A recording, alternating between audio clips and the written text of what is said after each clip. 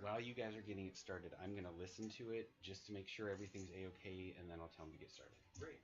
And do we have access? We're chatting there with the Twitch stream, right? I don't have the chat up, Okay.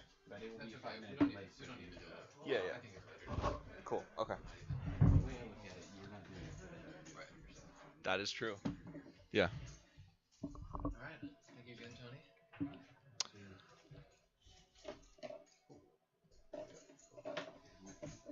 Hello.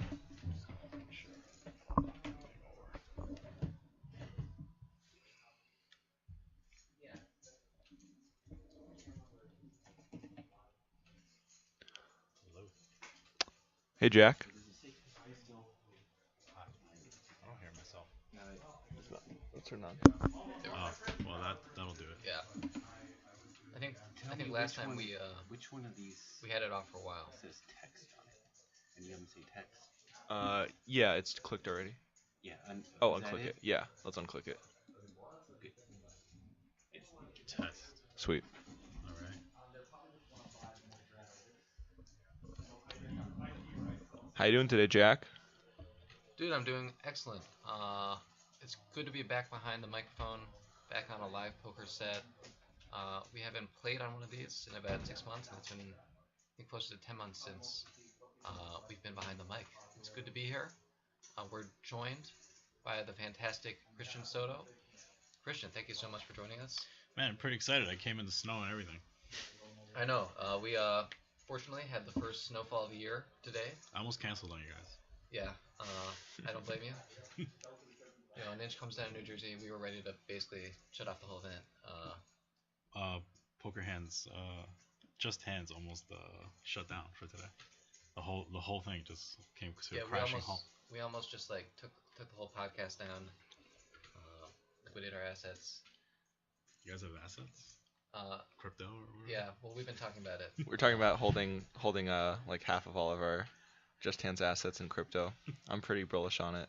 I'm pretty bullish on all crypto. Should probably do that. Let's. I'm just gonna sell the microphone. Wow, did it already? Wow, that there should be like a poker stream thing. It's like how much time does it take to talk about crypto? That was the under for sure. Yeah. Yeah, but not by a lot. Yeah. It's been out of control. Absolutely out of control. Yeah. Especially for me, I don't own very much of it relative to most of the poker pool. So for me, I think it's particularly out of control. So what are we looking at here? What should we be expecting? Like, do you know some of these guys? Yeah, so about half of the players are repeat participants, and some of them are regular coaching students of ours. Nice. So I know some of the players, kind of some of their tendencies, and definitely in the analysis, probably this will happen where you analyze something based on having never seen the player, and I'm like, Right. oh well, yada yada yada. Yeah, for sure, Yeah. 5-minute delay, so I'm sitting there going, I'm not getting a video. But that's kind of good because you Yeah. you kind of get like an outside perspective and an inside perspective of like what we can expect to see from these guys. For sure. Yeah, there's not a lot of history at the table. There's a little bit. Yeah. Jacob in the 7th seed. So we're eight-handed. Jacob in the 7th seed and Nick in the 1 seed play together in Cincinnati. We've had a few people. I think, did Matt and Daniel Pestov play together last year at all? They did. They played a Yeah, session together. So we've got a little history among people, but I think basically everyone's off to a fresh start. So we'll basically commentate as if I think it'll just be easiest to address it as if everyone is playing with each other for the first time. Yeah, that seems fair. I think that's the way to do it. I'm pretty excited to see. I don't know anyone except Oscar and C3, who I've been like coaching for a week, I guess. So we'll see how that pans out. What stakes do these guys usually play? Like, I think it's a mix of like 1-2, 1-3, 2-5. sweet. So we structured today as a 1-2 game with a 500 cap. Yeah. So people, if you're more comfortable, and so we'd have more kind of deep stack play, which will be For sure. both more interesting for the audience, for us, as well as I think more valuable in terms of analyzing their play. So now it looks like they're drawing for high card. And while they're about to get set up, I think it's a good time to make a big announcement to the audience. Yeah, sure. I'll let you take it, Zach. Okay, so one of the reasons we have Christian here today is Christian is one of the lead instructors at Solve for Why, and Jack and I actually will be joining the Solve for Why team, participating in academies, being there for events, taking on some of the coaching students, creating content for them, and just kind of making a big change. And we just wanted to thank the Solve for Why team for having us be part of it. Yeah, I'm super excited for it. You guys are just shooting straight to the top now.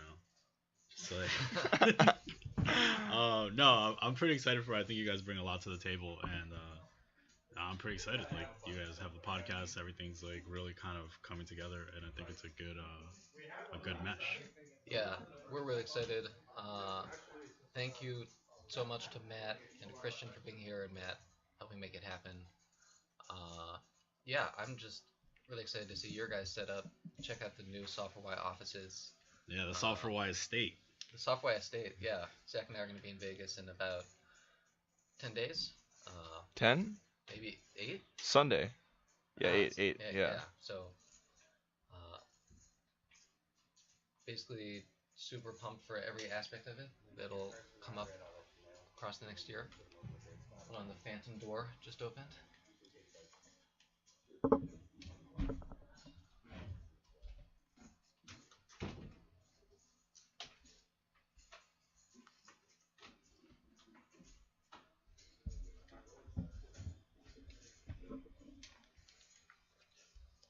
So did play start? No. Looks like play is going to start soon.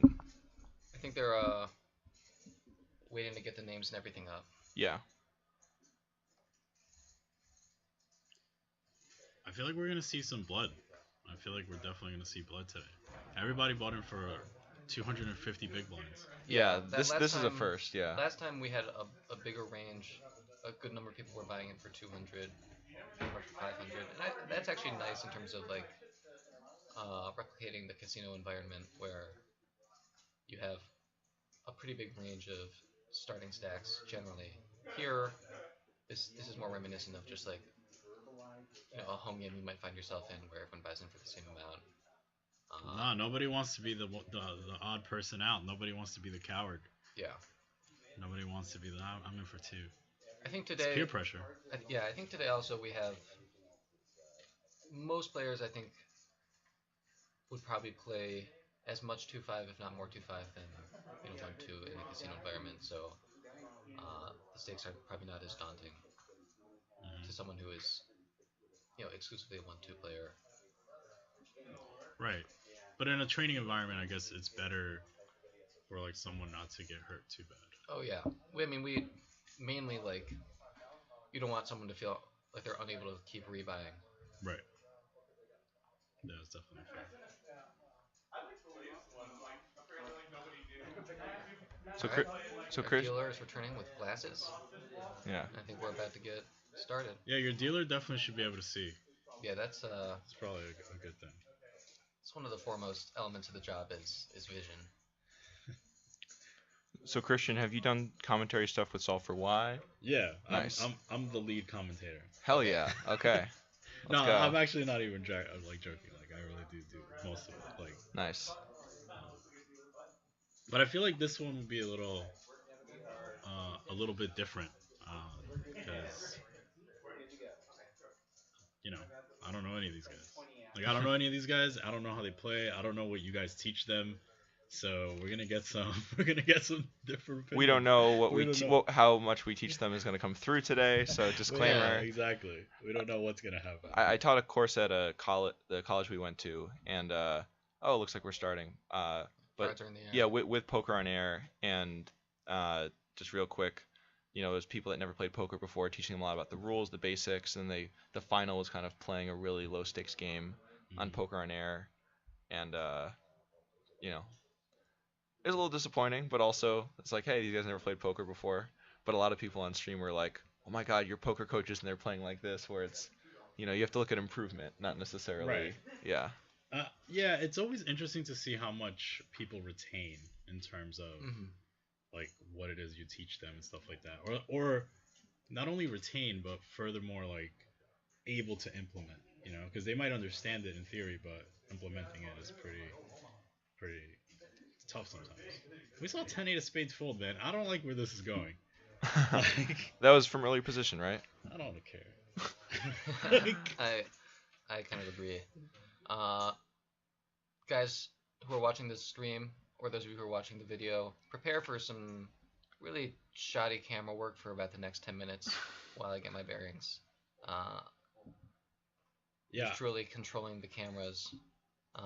So probably you guys are going to dominate the conversation for the first couple minutes.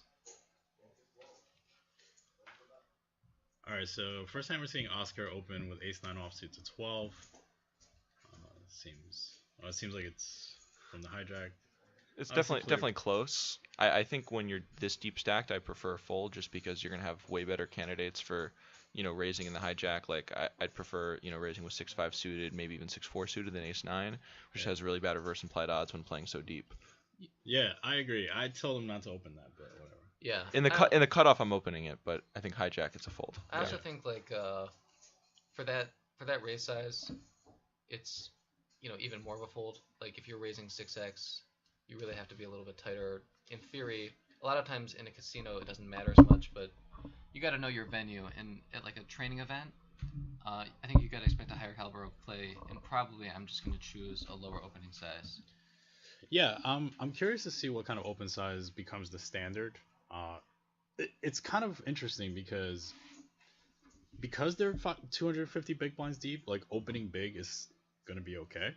Opening 3x I think is a mistake at this depth. So it's gonna be interesting what sizing they choose. I usually just like open 5x like as a standard, especially at these stack depths. Yeah, I think that is going to work a lot of the times when playing like, in a softer live game or even a game where you have some good players but some not so good players. But in a game where, again, I don't know all the players' tendencies here, but I think this is going to be a much tougher and more aggressive 1-2 game than normal.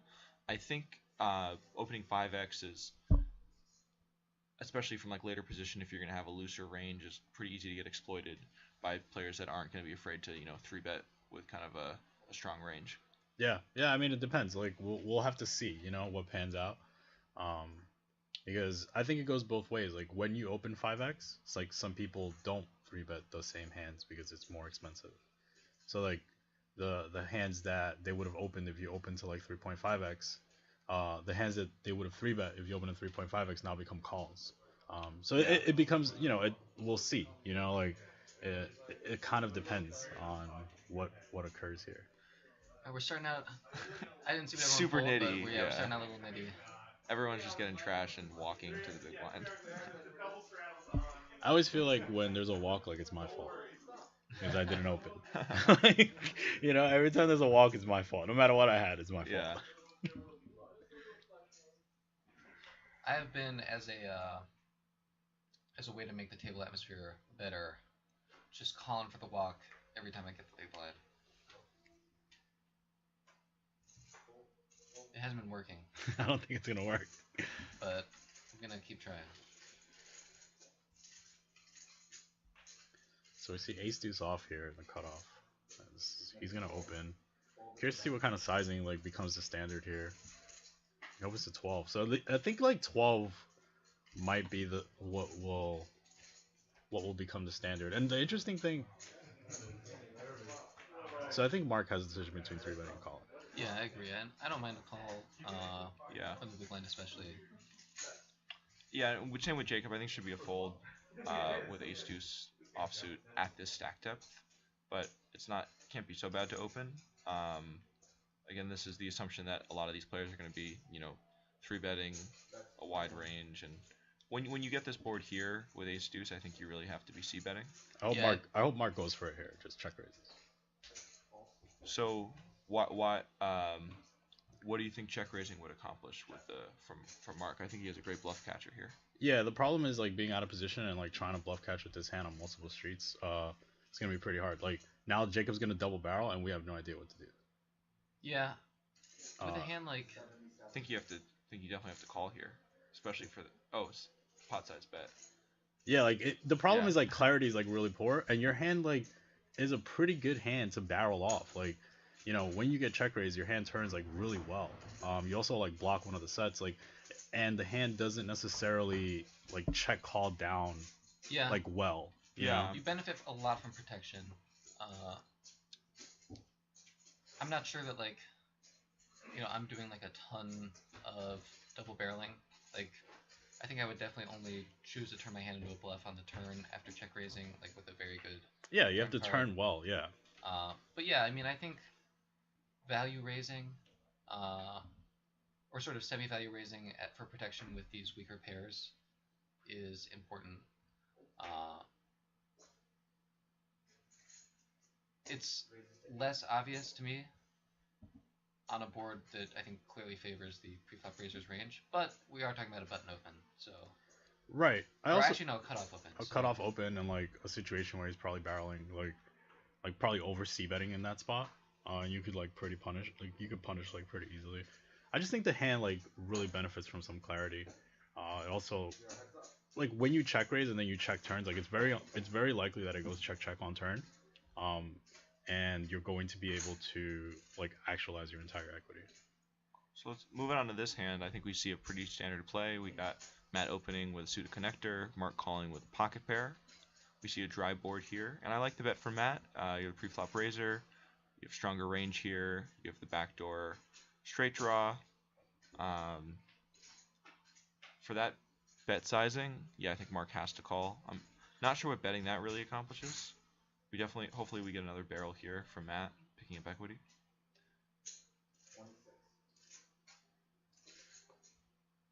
I like this hand so far.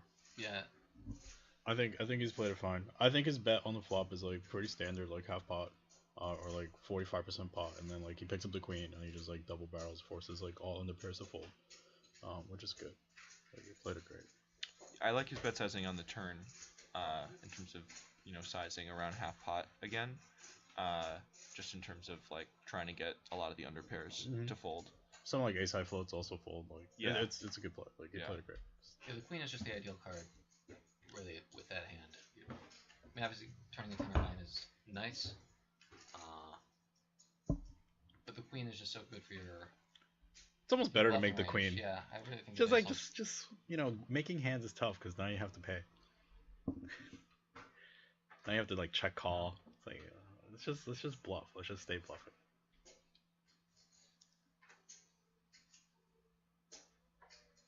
Let's see like what sizing it chooses. So we've seen like 8 become the standard, 12 be the standard. So like 12 is becoming like the thing. Yeah, I think again just with these stack depths and the aggression, I think we're gonna see a lot of people exploiting that bet size. So we got Nick here with the a6 suited in the cutoff. I think it's just a pretty clear call. Yeah. Really don't like 3-betting. Don't like folding at the stack depth. Uh-oh. Flop. Setup.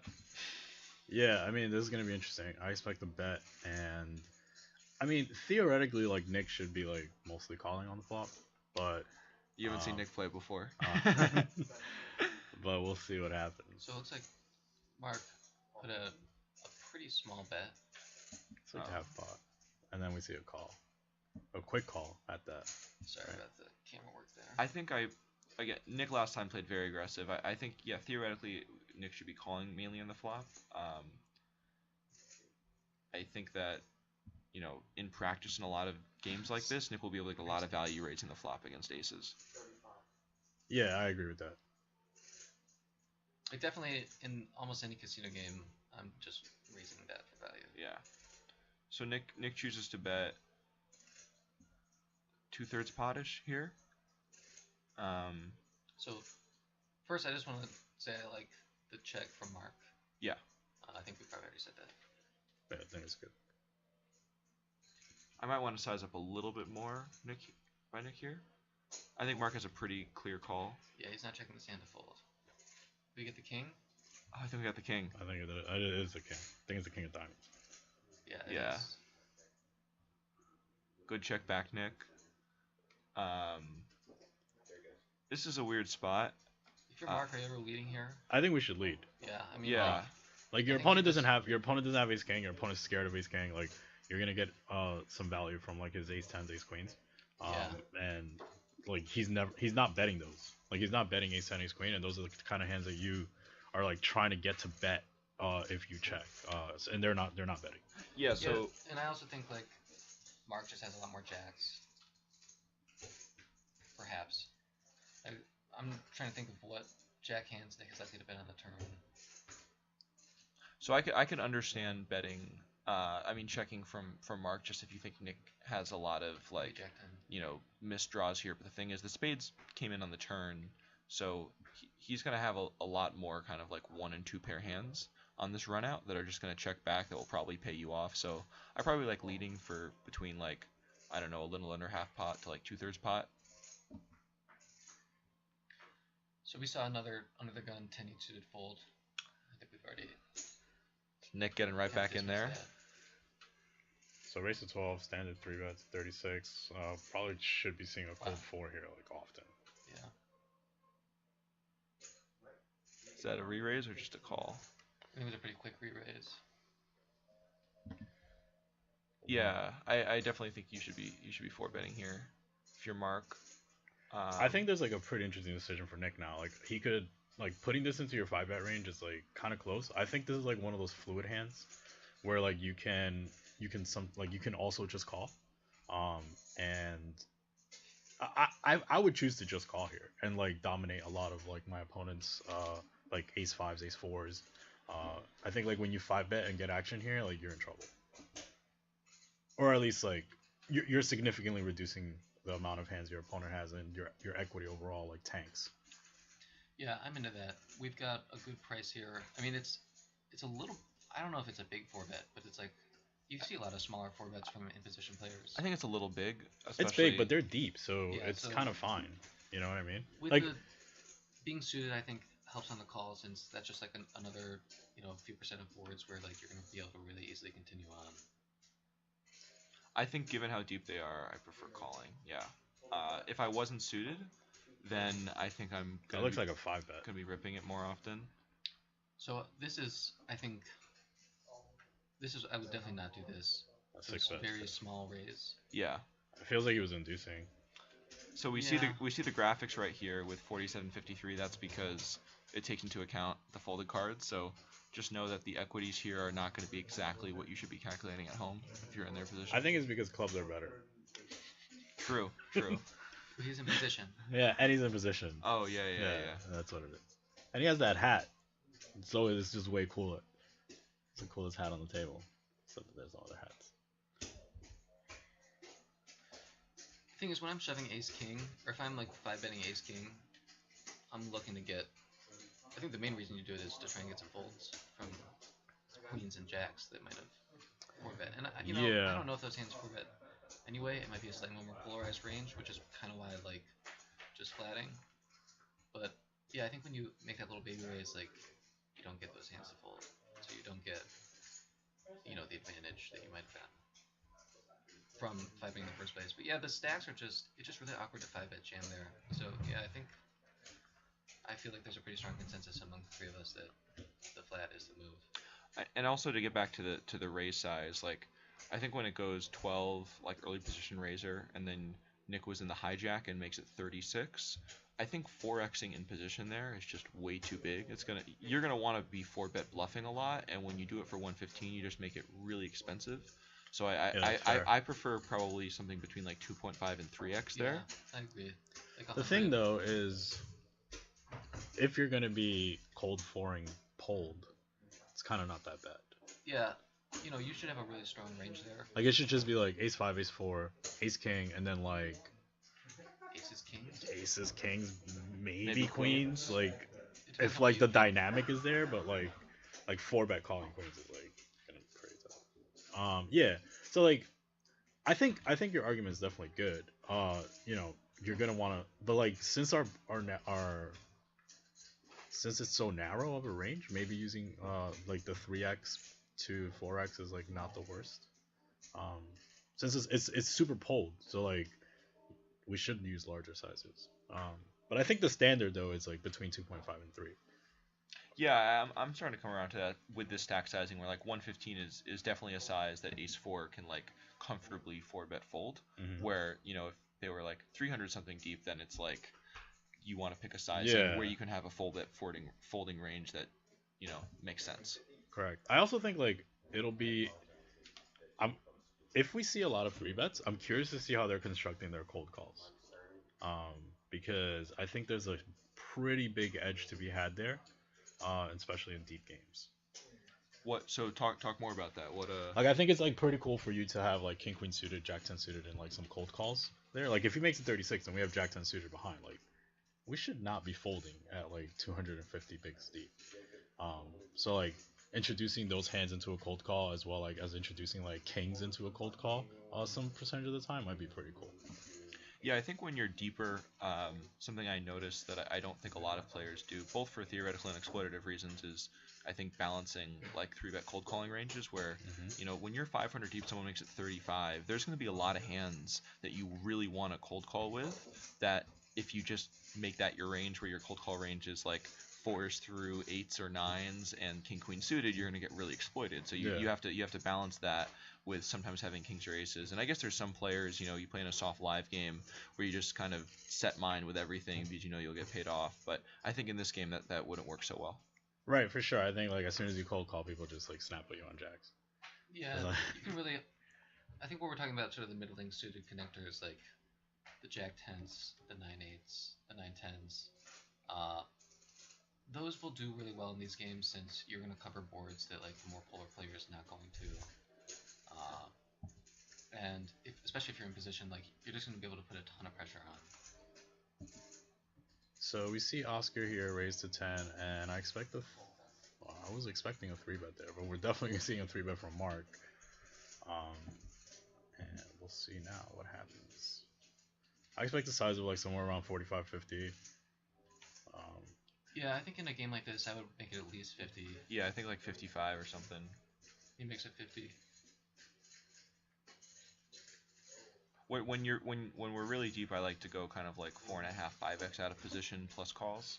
Yeah. Or maybe like 4x for like 100, 150 big blind game. This is one of those spots exactly what we're talking about, where it's like I think Oscar. I don't think I would have folded. I don't think I would have folded Matt's hand there. Yeah, exactly. I think Matt on the button has a call. Yeah. Yeah. And that's like a perfect demonstration of what we were just talking about. I had a spot like this I was playing at Caesar's Palace a few weeks ago in a really deep 2-5 game, and we had like a pretty fishy loose player that was calling 3-bets all the time that like raised under the gun +1, kind of a more nitty pro, made like a 3x 3-bet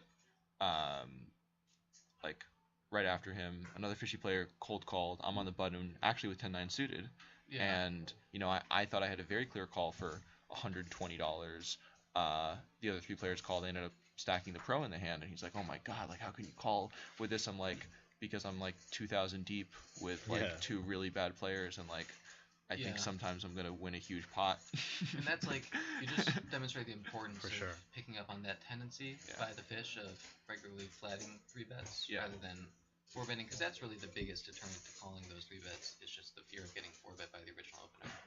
Yeah. Or I mean, obviously by anyone else, but especially the original opener, whose range is uncapped and likely fairly strong. Yeah, and a lot of players I think are also in the short term going to incorrectly range you. Where this pro basically I overcalled the flop with a gut shot to the nuts, and when it came in, I mean this guy had a set and just stacked it all off. And I don't say it was a terrible play by him, but he just he didn't even consider. He's like, "Oh, I thought you were like a good player." He literally said like, "I thought you were a good player. I didn't think you would have that hand here." I'm like, that makes me feel even better about the play. Like, the thing is that hand like 10-9 suited also interacts well in terms of being a bluff or being a bluff catcher on boards where you have a lot of very strong hands in this player's eyes.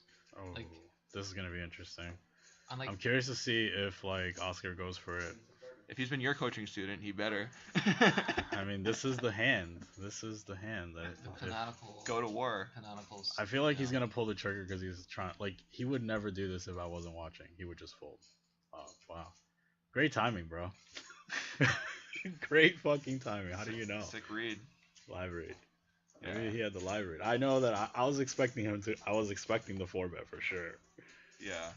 But what a good time. And Just but find the that fold. being said, like he really should be 4-betting that hand. Like obviously you could construct a 4-bet bluffing range with other candidates, but for the reasons Well- that many people know, Ace 5 suited is just like the best 4-bet bluffing hand. It has the best equity when called against a range of like queens plus ace king. Yeah. So So he's been 3-bet twice, both by real hands, but he doesn't know that. So I'm Yeah. curious to see how that's gonna affect him moving forward. yeah, most people what they do with 3-bets is they're way overly tight in terms of defending against 3-bets when it first happens, and then way too loose defending against it after Yeah, a few that's times. definitely a potential. Like it Yeah. could definitely happen. Like you don't know that your opponents just had two big hands. Like you Yeah. just think that, they just maybe they had the hand that you had.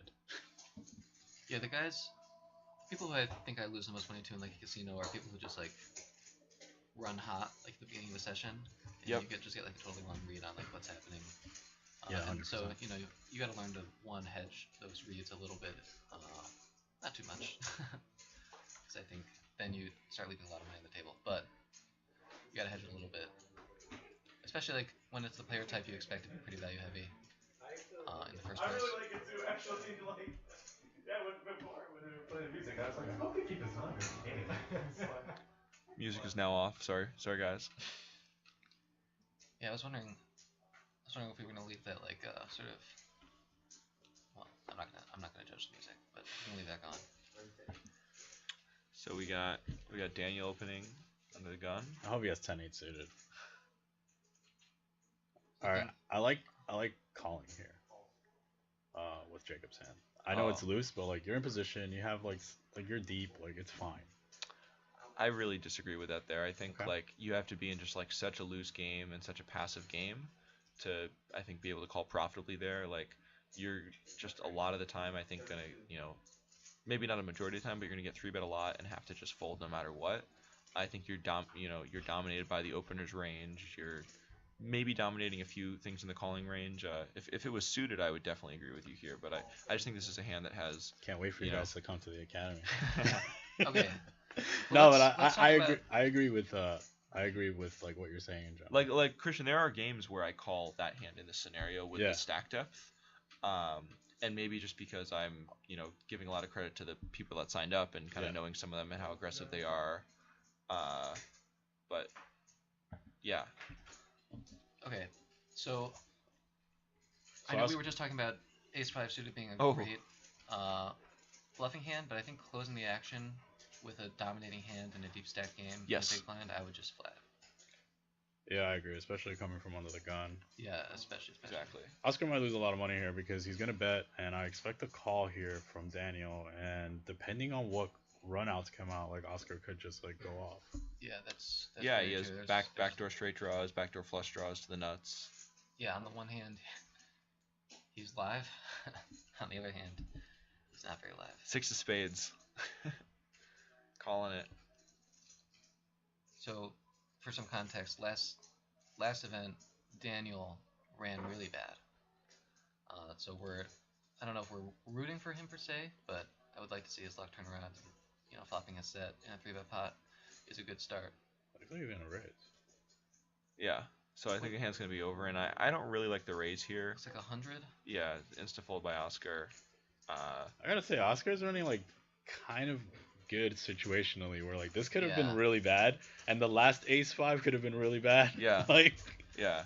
it's like he probably feels like he's getting beat up a little bit, but like you're running kind of good right now.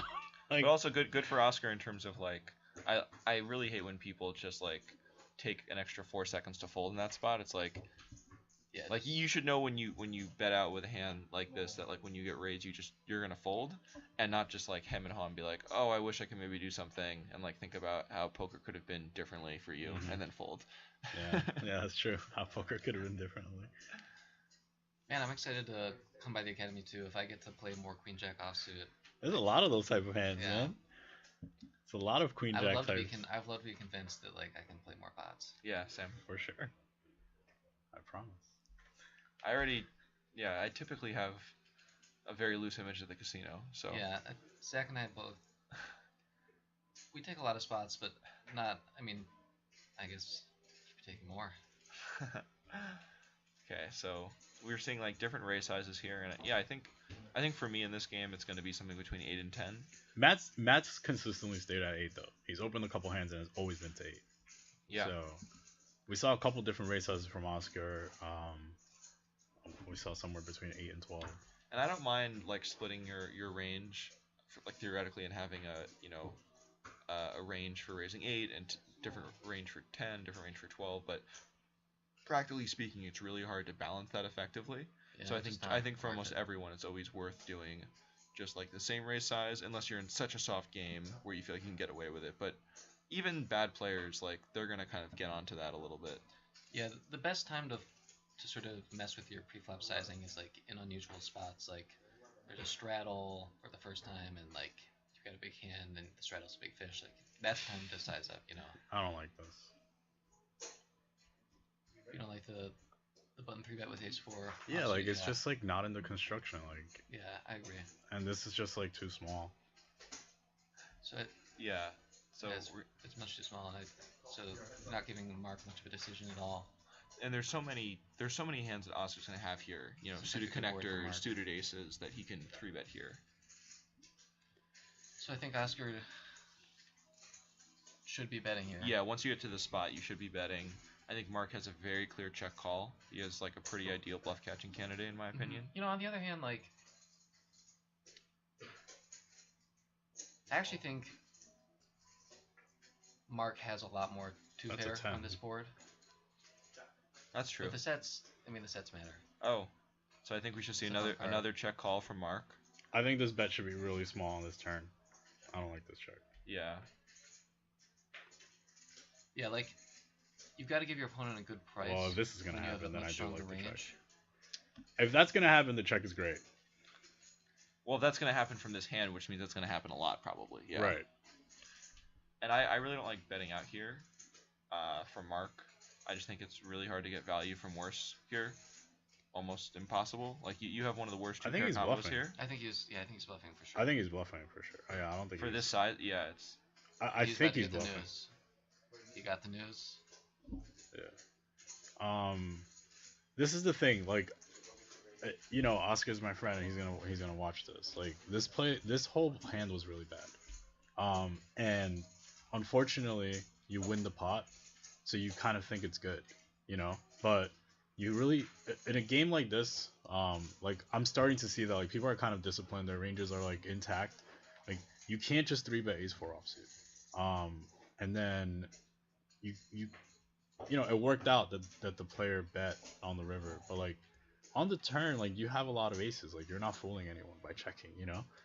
So like you just have to like down bet turn, Right. and play your range accordingly. You know? Yeah. And poker's that type of game where like you won like a pretty nice pot. Like you've been getting beat up a decent amount there, and like you just won a nice pot. So like, you know, things are kind of going your way, and like the construction wasn't working for you before, and when you got out of the construction, now you want a pot. And it's like poker could fool you that way, but making negative EV plays doesn't mean that you're gonna win. So Mark folds the king 9 offsuit from the big blind against Bill's first open of the day from early position. To 7. To 7? Yeah.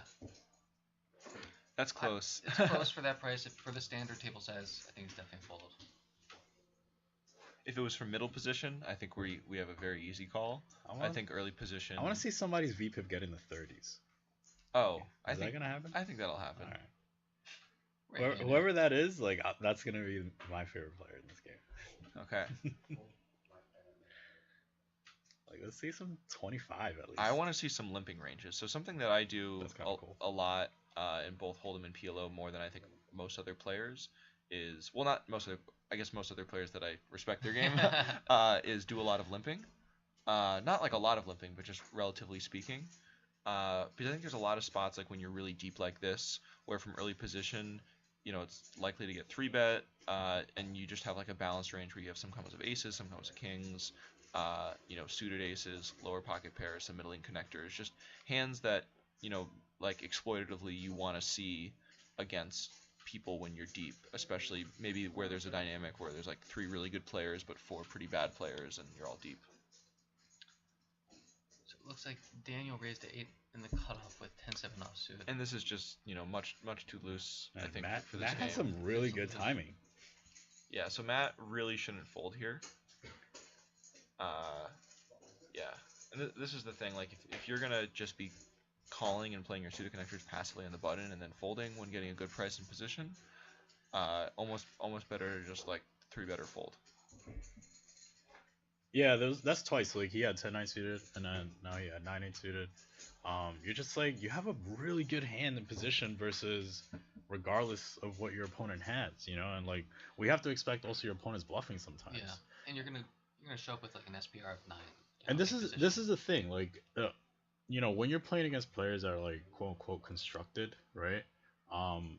They're probably not 3-betting merged out of the blinds, so like they're always gonna be pulled, which means like your hand is like rarely dominated in that spot. It's like- more often dominating, you know. Right. Yeah. Like so, it's one of those spots where like you're not gonna be facing. Oh, this is interesting. Oscar's gonna get 3-bet again. Yeah, so this is like a perfect spot where like if I'm Oscar, I would just like limp behind. I'm definitely over limping. I might open it or have a mixed strategy if it was just folded to me, but definitely to a limp I'm going to be calling. I like the raise from Daniel, obviously. I think with Mark with King 10 suited, in a softer game, I think you could maybe like limp and like hope to maybe see a multi-way pot with some bad players, but here I think you just should be folding that hand under the gun most of the time. I would like to see Oscar fold here, but I think Yeah, he's like getting a little tired of getting 3-bet. The What we were out of talking about positions, before, yeah. the out of position set mine, especially with like the low pair, where it's gonna be really hard to ever call down just with the one pair. It's an overrated play. Yeah. I think probably if I'm Oscar, I'm definitely calling 7s. I think 6s is more on the margin here for the price he's getting. Maybe call 6s, but it's really hard to realize your equity, and when you're playing against someone that isn't just value heavy, you don't really have the odds that you might think you do. Daniel, I don't see any reason for him to check back to extend the pot. Nope. Yeah. When you have ace, I think ace queen, I would definitely check back here. But with ace king, I think all the ace queen combos are in Oscar's range. You're just missing too much value by checking back. I think we should just bet like all of our aces for range purposes. Like Yeah. we're just see bet. Like I think I agree with you. Exploitatively, like checking back there is like probably really good. It just depends on if like our opponents. Yeah, it depends. You know? Yeah. Like I think like just betting there as a default with range is probably gonna like. We're gonna have enough Be the best aces play. that we're gonna want to check back to defend without checking back ace queen. Yeah, I see what you're saying. Oh, you can check back. I guess like ace 5 is. Well, if you're Yeah, if you're check back. polarized there, so you check Ace back all your 4. low suited aces, and then you just bet ace queen and ace king. Yeah. ace jack. And I guess sometimes we're not. I mean, Yeah, if if I'm we a Daniel have player, any I'm not ace jack. always 3-betting ace queen. So I guess Yeah. what we do get. I think he should be 3-betting there like pretty merged though. Like Yeah. so like he should have like ace Yeah, 10, we- ace jack, You ace really gotta queen, ace king. abuse your position. Like, Right. So in a like deep set when game. you're merged, I think you should just like be betting flop there like often. Yeah. I mean, I think it's probably way too wide to have like ace 10 in that range there. Do you think ace 10 suited is too wide? I prefer it as a call than a 3-bet. Yeah. Why? Because you have 6 more players left to act, and if you're gonna be 3-betting ace 10 suited, ace jack suited, ace queen suited, ace king suited, ace queen off suited, ace king, that's like a lot of combos, and I think you just get destroyed by a thinking player that will then just 4-bet you aggressively. Yeah, I think population doesn't like 4-bet enough. That's. So I mean, yeah. right. So it's like just like over 3-betting is probably like Oh yeah, printing. I think in most games that's definitely true, and like that's the strategy that I take when I play in casinos most of the time. I'm just thinking for this game where you have players that are come here to play their best and know that they're getting analyzed by us right now. Right. But like still, like even then, like they just are not gonna have enough 4-bet candidates. Most of the range, like when you look at like the majority of a range, most of it is the middle. Like a lot, like the top and the bottom are like pretty small. So like even if you're like over 3-betting, they're just not gonna have the candidates often enough to like be 4-betting. And if they want to play that game, like if they're gonna start over 4-betting, now we could start like defending some of our merge. So you get what I'm saying? Kind of like like if we have ace 10 suited and like most of their defense will be through a call. It won't be a 4-bet in my opinion. And like you'll be able to just win the pot most often when you both like miss. Yeah, I'd just rather do that with hands that are worse than ace-10 suited, where we can call there and then dominate other flush. Like, if we're going to be over 3-betting, I don't like putting ace-10 suited in that range. I'm Okay. all with the over 3-betting. I do Yeah. it a lot, but I think I'd rather include, like, middling and lower suited connectors, more lower suited aces than that part of the range. I think the summary here is like when we are deep in position and our opponents are unlikely to 4-bet very much, like we can get away with 3-betting a lot of hands. Yeah, Super Especially relaxed. if, for we sure. play any suited ace we can get away with. Well, I don't 3-bet like ace 10, ace 8, any of those hands. Let's get to this hand here. Okay. Okay, interesting. So Daniel raised, Bill called on the Daniel- button, and Daniel Nice check instant called check from Daniel with ace queen on the with, flop. on a really juicy card for him. Good check back, Bill. Yeah. All right, let's see if It's I pretty think clear Daniel's got a Pretty clear lead, value, Yeah, bet for value. What do you guys doesn't think know of he can Daniel's get in check check call on the raise. flop? Did Daniel check call the flop? Yeah, I like it Yeah, I like it. personally. Yeah, I Yeah, like it a lot. Can't be folding too much. yeah, and I don't see that much value in betting. So pot's like 100 and he's betting 65. Real I think quick, it's pretty so fair. this was a 3-bet pot. Bill 3-bet from the button with Right. ace 9 suited against a +1 open. I think Yeah, I just prefer. by the same logic we could say this is a hand that could be 3-bet. The thing is like when you're I on don't the think this button- hand's a 3-bet. Yeah, I think agree. this when hand's you're a on the call. button, Yeah. like and you know you're gonna play the pawn position, and you're sort of inviting in other calls. I wouldn't 3-bet.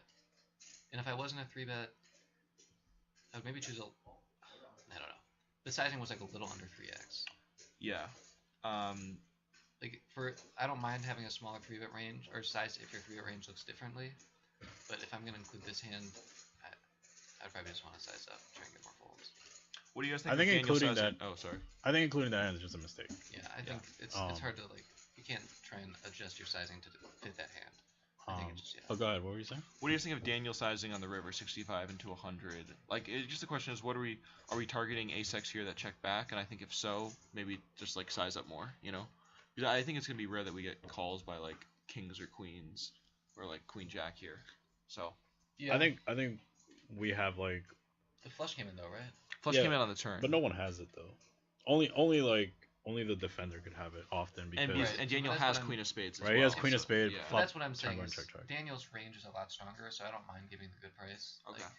Like, We see Matt with a discipline size to 8.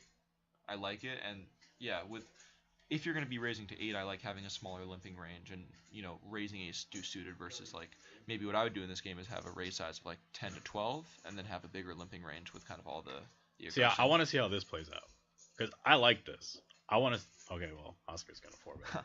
Yeah, I think with Jacob's hand, it could really go either way. Definitely don't mind the 3-bet. we had a lot of Ace king. a lot of pre-flop action in this game so far. Yeah, I think this should think be it's going to like- continue. I think this should be like 110. Yeah. Yeah. Yeah. Even 100. I mean, like with a hand like Ace King, when you're this deep and you're so dominating, like just exploitatively, I think you want to like this is. Out of position though. Yeah. I mean, there's a lot of value in just taking it down. 107 looks nutted. 107. That's pretty cool. I think Jacob is probably gonna let this go. But he might just surprise us and rip it. I don't mind letting it go. Oscar's. Oh no, that's not true. Yeah, Oscar's been pretty active. Yeah, it's not a hand that like does awesome against a 3-betting range. Especially like an out of position 3-bet, which could be, or sorry, 4-bet. Yeah, that was a 4-bet. Cold 4. Yeah. Yeah, It's I fine. definitely don't Like, mind letting it go. yeah, it's fine. Like if we were deeper, maybe like 800 effective, you could definitely peel. I'm Yeah. not folding king jack suited to anybody.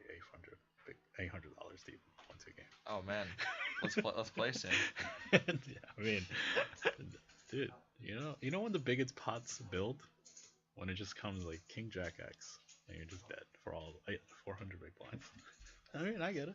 Happy to give it away on those flops. Yeah. As long Alright, as you just so- pay me off when the king flops. I'm curious to see if he's gonna introduce a limp range or what. I don't think so. Okay, so he goes for the open. And just, when you're Oscar, you've never played with anyone here before, and you've been so active, just no one knows what you have. Just kind of ride that wave, and maybe size up a little bit when you get these hands. Yeah. Keep it going. Yeah, it's gonna be interesting to see how. I think this is probably the toughest game he's been in his career. So I'm curious to see how he approaches it and like what he starts doing. Seems very calm, Yeah, in the it's zone. good. Yeah. Yeah. It's good. And I think that's what's really nice about commentating these games is like, people came here to like play their best poker Mhm. and know that they're being filmed. So Yeah, it's- for sure. They I think definitely want to win. people rise to the occasion. Or crumble in the 4th hour, as we've seen in previous streams. Yeah, the plays really wildly changed from hour 1 to hour 4. And that's something that you realize, I think, in the booth that maybe is sometimes hard to realize when you're in the casino of like the differential in play for like most players from like hour 1 to hour 2, let alone like 3, 4, 5, Yeah. 6, 7. Like very few people, even pros, can like play decently after 6, 8 hours. I think most people delude themselves about that. There's a huge effect of just like also worse players who decide to like. I see this happen all the time. Like they decide to play some trash hand at some point and they win, and they're like, "This is the only way I can win. I got to start playing everything." That's definitely true. Yeah. And that switch happens like a good amount in this pool. The Man. switch. And I love guys where it's like they kind of know they're doing something wrong, but they like want to get respect from everyone. It's just like, you just can't win playing the good hands. Like I'm just going for it. Like A lot of times, Trust me. A lot of times the precursor is like, I haven't seen 2 cards higher than a queen in 2 hours. yeah, fuck this dealer. It's always a dealer. Ronald throwing out plenty of good hands today. Yeah. Ronald, by the way, is the consummate dealer. Yeah, we've given him a lot of praise on Yeah. on these streams. But So I feel like Oscar's pretty strong here. I could be wrong though. All right. See, I like this open in the cutoff. And I like that, like, if you're using a size of 12, I think this is a fold, but if you have a think raise we're size of gonna 8, see- I like calling. oh. I like I think he has to call there. Yeah, You're just I too would- deep. You're, You're Yeah. too deep, and like your hands like. You it have plays clearly well. enough equity to Yeah, call I- 6 to Yeah. win. Especially if some clown's opening King 4 suited. Like, just also like for like a lower sizing, like sure the lower sizing it could be a trap, but like people are so honest, man. Like it's normally just like, oh, my hand's actually worse, like so I'm gonna open a little smaller. yeah. I kind of don't like that King 4 suited open. Just like in terms of like a game flow kind of thing. Like he's been in a lot of hands, for man. game That's flow. the thing. Yeah, you like- gotta keep track of that. Like there's so many. Like my early position like opens with hands like, the Queen Jack offsuits, the Jack 10 offsuits. It's really game flow dependent for me. Like if I've opened like 4 out of the last 5 pots, which is like, I really like just 5 here. then I'm Nice. just gonna let those types of hands go. Because people are just gonna play back too much. Yeah, I agree. It's like you've been in a lot of hands. Like you probably should be tightening your range somewhat. And on the other, like, That's a misread, right? Like that didn't happen. What? no, Okay, no, okay. that was Oh, okay, yeah, a different, different player. Okay, let's recap. So King Bill 9 deuce, opens 2 to diamonds. 7. Well, there's a king. No one else hit anything. Yeah. So I expect a bet and a continue from Oscar here pretty often, and Oscar's in kind Well, of a Bill tough was- spot with 2 players left Yeah. to act behind. I think we definitely betting yeah, I from definitely Bill. it's don't- gonna be a sizing thing here. Yeah, I mean versus sizing, like you kind of have to call. You have to call with 9s, I think, for this sizing. But 15, then Really- it gets really shaky. You're really in a tough spot though, because you're in the worst position in terms of relative facing position. this bet. Then again, you're gonna be in the best position. Wow, Yeah, check raise is coming. Jacob, getting in there. This is ambitious. Yeah. This is ambitious, but it's not like it's kind of not the worst, man. Like you're You're not blocking. gonna have many better. especially for that Well, bet the thing sizing. is, Jacob. Here's the thing. Jacob in the big blind is gonna have like a lot of better hands. to bluff So with, I yeah. think in terms of like balance, it's like obviously off. In terms of, is it gonna work? Well, that's not what I mean. Is it gonna work relative to like people's ranges? Perhaps. I don't know. I don't know what to make of Bill's like sizing. I would give up here if I was Jacob for sure. Yeah, this is one of the worst cards Yeah, in the deck for it's a you. brutal Like, card. if you're gonna be making this super wide check raise, it's because you think that like everyone has a very Yeah, weak good check. range, and you're gonna take it down disproportionate amounts. So when you don't take it down, you get the worst turn card. This is like definitely time to give up. I think. So I think. I don't know, man. I think Bill should just be betting that turn. Like, I know it's like one of those things that like people like checking back to like, but I don't. I think Jacob's like pretty much done with the hand, and you're just like letting equity actualize. You calling a shove No, on the turn? no, I don't think he's like double check raising that often as a bluff. Like, if he is, then I'm yeah. just curious. If No, I think you yeah. could like pretty Just easily bet bet fold? fold the turn. Okay. I don't mind that against the field. I think I prefer betting Now, smaller and calling. If I were Bill, I would Then not checking. check back. He bets pretty small, Yeah, I like which I targeting King X. if you're targeting is high, I think. I mean, King X is a chop. Oh yeah. Shit. Yeah, targeting ace high. Scratch that. I like this. Maybe induce a bluff raise, but I think that'd be. This is not a good spot to bluff raise. Jacob's definitely thinking about it. Yeah, Jacob Muck. How can I win Okay. this hand? How can I not lose the money in the pot Maybe right now? if this is there's also no need to save face. Like you already checked twice. Like I think you kinda he's know not this. he's not Hollywooding. I think he was thinking like this would be What- a 6 spot with threes. So let's talk a little bit about that turn spot because I think it's like pretty interesting. yeah.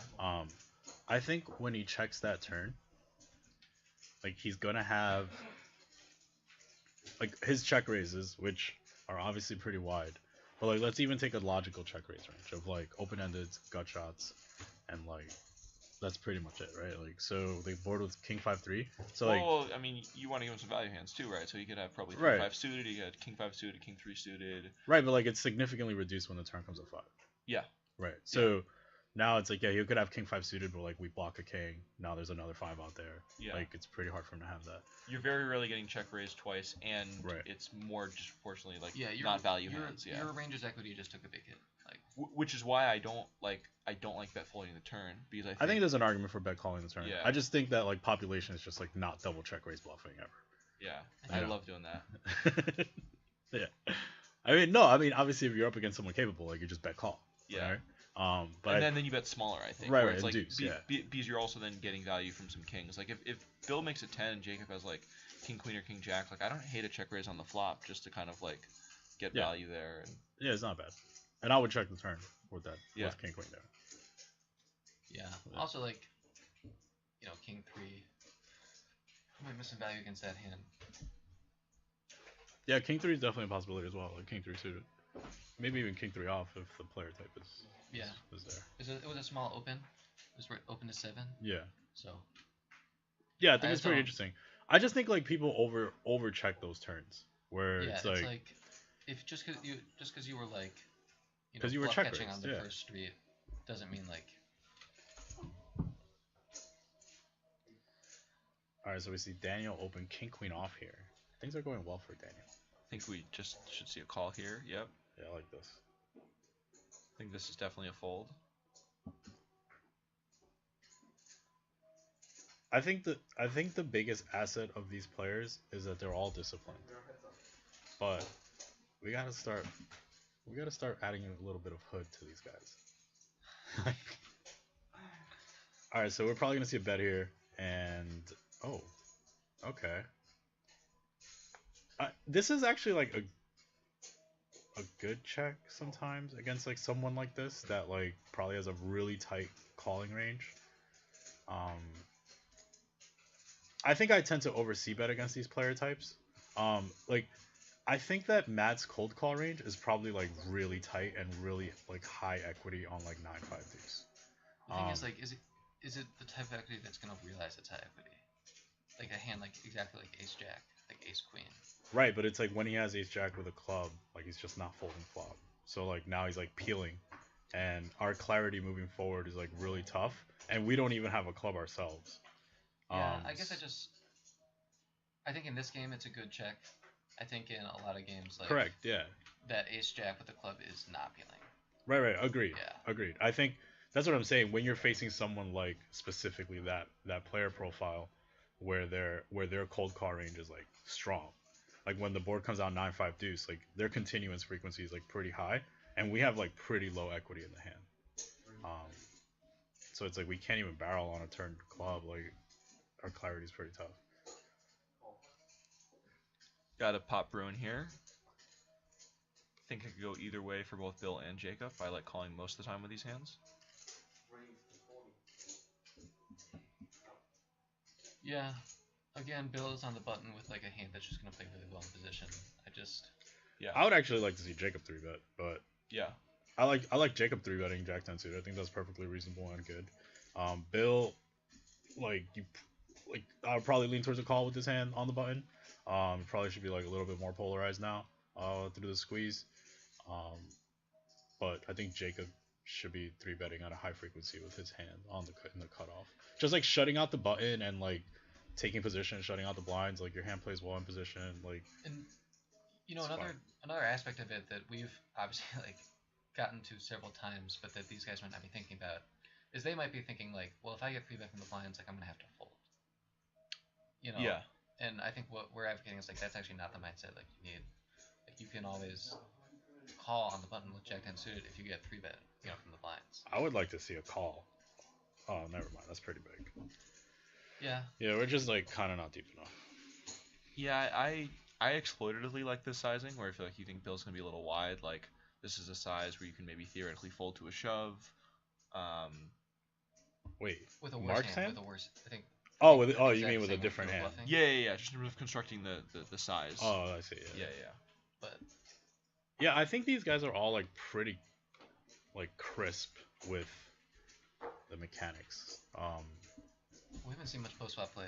Yeah, because they're all like they all just want a 3-bet, which is good. Like that, like it's good. I think pre-flop is very necessary, especially in the lower buy-in games. Like being very, very good pre-flop will be like you'll print. Like you'll definitely print. I think that what's going to happen, I like what I'm seeing here, and this is kind of the elevation between like the lower games to the bigger games, is just a little bit more fight when they do get 3-bet, and like a little bit more fight in terms of like these guys all want to have the best hand. Like they don't want to just like get in there and like make someone show you something. You know what I mean? Right. It's like they all just want to have ace gang or ace 5.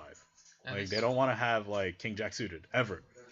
See, like, okay, Nick, like I want to see more of this. Like this Yeah. is obviously like this is like let's see what Mark does.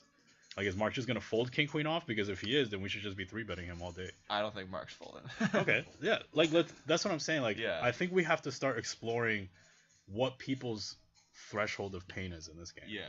And if he is, so like Oh wow. so now it's like, okay, let's start seeing if we could start picking on Mark. Like, let's see. Like, maybe he's our target, Yeah. Yeah. you know? I think that's reasonable. I mean, I'm in Mark's defense. Like, I don't think this is like a horrible fold out of position. From as an early position opener. But It is if the guy has 7-5 suited a lot. yeah, I think You know what I mean? From Like, what I know about Nick, I wouldn't be folding, but I think against like the field, it's definitely yeah, it's fine. solid. Yeah. Against someone that is under 3-betting, but now if he's adding 7-5 suited, Yeah. then like we can't fold this hand. Like that's crazy. Like we just have to call and make a pair and like be okay with getting money in. Like Yeah. it's hard I to make definitely agree. hands. Like Yeah. that's what I'm saying. Like everybody here is like good. Okay, what do you just okay, fine. Everybody here is good. I would like to see kind of a raise here sometimes from the big blind. With this kind of hand, like you should be raising kind of polarized. I think especially after the last time we saw an open to 12, and now we're seeing a limp. Yeah. Like, I don't think there's not a huge like reason to take a flop in position with 10-4. Like, I think this is gonna go like check. so did Daniel bet the flop? Yeah. Yeah. I think we'll probably see another bet from Yeah, Daniel. I I would like that bet guess. from Daniel. No, I don't think. I don't think he should bet the turn. I thought we'd see one. I like the bet on the flop from Daniel. Yeah, I like the bet for a sure. lot. Yeah, I think it's. You know, I'm betting a lot of second pair there. Definitely second pair good kicker, like no Yeah. question. I don't mind a bet for value here from Daniel. Oscar bet. Oh, first, Oscar so bet. I was gonna say, but Oscar should be betting. It's not that many bluffs in like Yeah. Oscar's range anymore. Yeah. that's- Oh, the diamond came in. I was. The diamond came in, My and bad. like Yeah. Oscar's got some deuces that he would check call. Okay, so back to what I was saying because I think it's kind of important. Like, all these guys play well. Like, I would stake any of them at a 1-2 game. Like, it's clear that they're all winners at that level. I think progressively, if their goal is to like be like 5-10, 10-25 at some point, they're gonna have to start putting people to test with ranges that are not so rigid in nature. Like that 7-5 suited, I like that. Like I want to see more of that, especially if your opponent is willing to overfold. Let's start seeing people like do things out of line. Like let's see a $15 open once in a while. Like what's that gonna cause? Is that gonna cause more or less 3-bets? Like I want to see some things that are not standard. Because I think these guys are all kind of at the same level. Like no one here, in my opinion, is like way better or way worse than the next guy, right? So what are you gonna do to separate yourself from your peers? That's the question you gotta ask yourself. And I don't think that the answer is like I'm gonna be better at 4-betting ace-5 suited than the next guy, because like you guys, you teach them that, right? Like so they all know that. Now it's a matter of like who can take it to the next level. Right. Yeah. So we'll see. I'm kind of maybe somebody would I think do it. I think there's gonna be some big pots. This I think this is so. like the first hour. yeah, so, for sure. Like we could see, everyone's kind of like settling in. There's also been not that many hands post flop Yeah, that we like haven't seen make very much sense post-flop where there's play gonna at be all. some stuff. Well, I would have liked to see King Queen continue and then see what happens. Yes, of course. Right. Yeah. I think that's part of it. We've seen a lot of spots where there should be More calls calling of pre the and 3-bet, yeah. especially by in position players. And that's what I mean. Like Yeah. everyone wants to have the best hand. Like Right. they don't want to call the 3-bet with 10-9 suited. They don't want to call the 3-bet with King Queen off. Like they just want to have the best Right. hand or initiative. And right? I understand it more out of position, but especially in position, like you got to contest. And that's where I think they need to start focusing on. Like so, like the next 2 days, is going to be more like dissecting spots where they can continue without the initiative and without always just having like the top, right? Because if your opponents have bluffs, now we need to find continues, and it's going to be uncomfortable. So that's the part where I think it is like they're all really comfortable with like 3-betting the right hands and stuff like that, but they're really uncomfortable like peeling. Right. It's easy to be. Right. And I think that's also just like that's a symptom of like playing in so many like weak casino games where Yeah. Mhm. you're never like I was at Parks the last few days playing 2-5, This is a 3-bet and for sure. I was just the percentage of the time where I wasn't the aggressor was so small, Right. and so it's just Yeah. not good practice for like having to deal with people like possibly bluffing you. I wouldn't hate Oscar peeling. Like I know you guys might not agree, but it's like these guys are just like way too pulled and never merged and like let's go. Like I block a lot of your Yeah. value, So, like, but I mean, I think with Nick, like if he's closing the action, mhm. call like I definitely prefer calling to folding or raising. But when you have another guy in between, where No, you I meant Oscar. oh okay Oscar was yeah. closing the action there. Yeah. I just mean I was talking about Nick where like with King Queen offsuit like again I think Nick should be 4-bet bluffing there, but I think he's gonna have enough candidates with Yeah. the aces. I think his fold is like perfectly reasonable, especially with Oscar behind. exactly yeah. For Oscar with the way the game's been playing, I understand like why you would want him to peel. If I were Oscar, I would definitely be peeling with like hands like we talked about, like a 10-9 suited. I think ace jack offsuit. It's definitely harder to play since the hands that you make are the hands that are like pretty likely to pay off the value range. Yeah, but I just think these guys are just not 3-betting. Like the way they're 3-betting, like we're just dominating, dude. Like Yeah. like they're just like 3-betting all these wheel aces and like that's it. And Yeah. then there's just not enough good hands to combat. I don't even think he's 3-betting ace queen off all the time. And that's So now it's to the just point- like That's a good point. It's just like, okay, like I have ace jack, like you have all ace deuce, ace three, ace four, ace five, like eight. Okay, I'm into it. I'm yeah, sold. like I'm sold. come on, man. Like, Yeah, no, I think exploitatively here, and like a lot of times I tell students like it's like the easiest thing to just have suited aces be your 3 and 4-bet bluffing candidates, but Right, this goes to show you now at this higher level that doesn't work because your board coverage is absolutely fucked on so many Correct. boards. Yeah. And you're also gonna play. How many people are gonna just totally perfectly cap their range Yeah. for a hand like ace jack on the flop? Like ace sideboard comes check back. It's like, right, oh great, all my value targets just check back. Like let's go. yeah. Once the board comes ace high and it goes check check on the flop, like, oh, I have the nuts. Yeah. Like, and he has showdown value. This is great. Yeah. Yeah. Okay.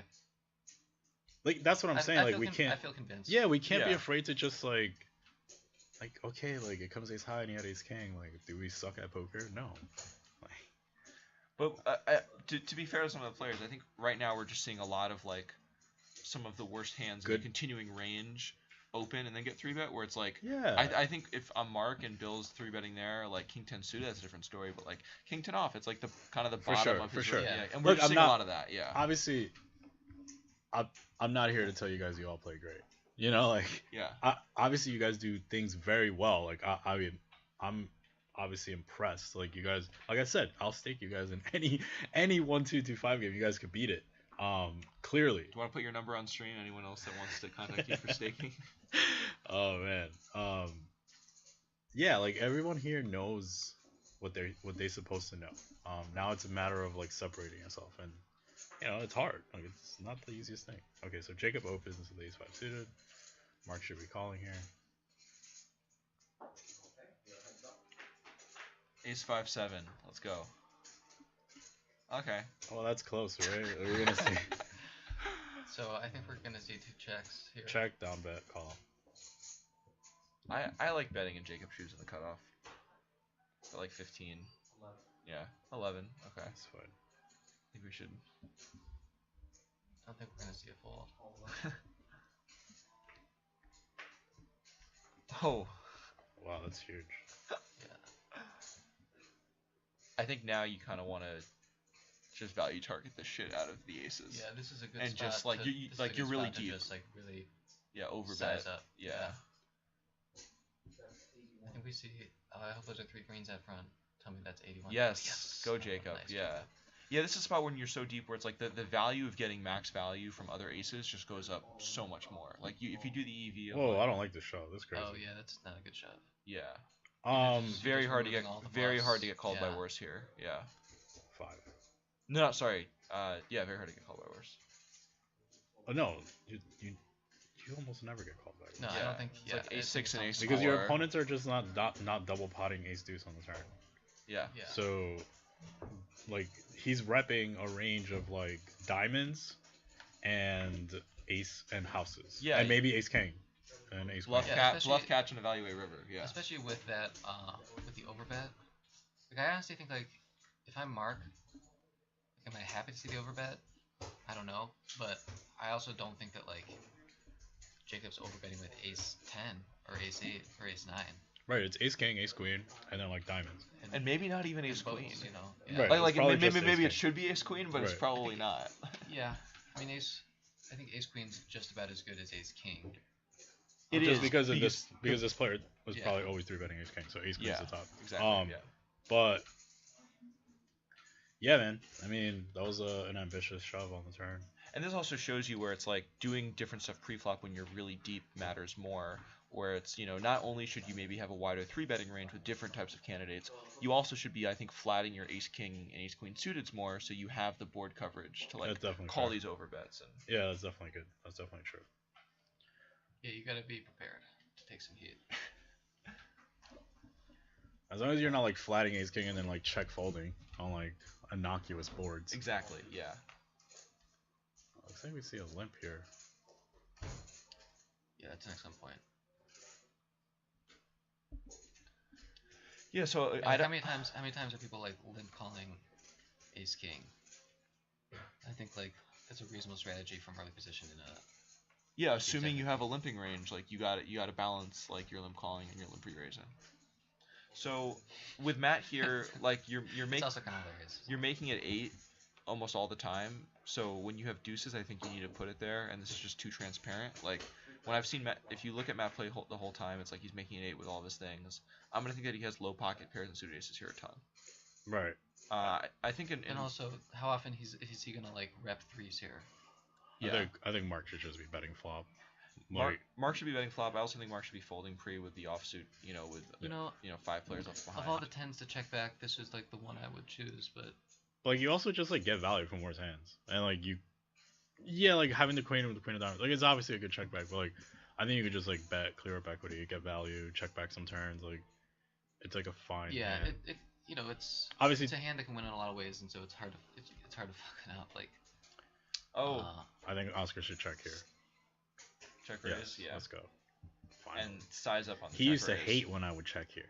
He's like, oh, you're never getting, you're missing out on value. I'm like, Uh-huh. bro, it's balanced. Like, what's that? so, $23 in the pot. I I think think he's love gonna- listening to this stream. Yeah, he is. It's gonna be Mark great.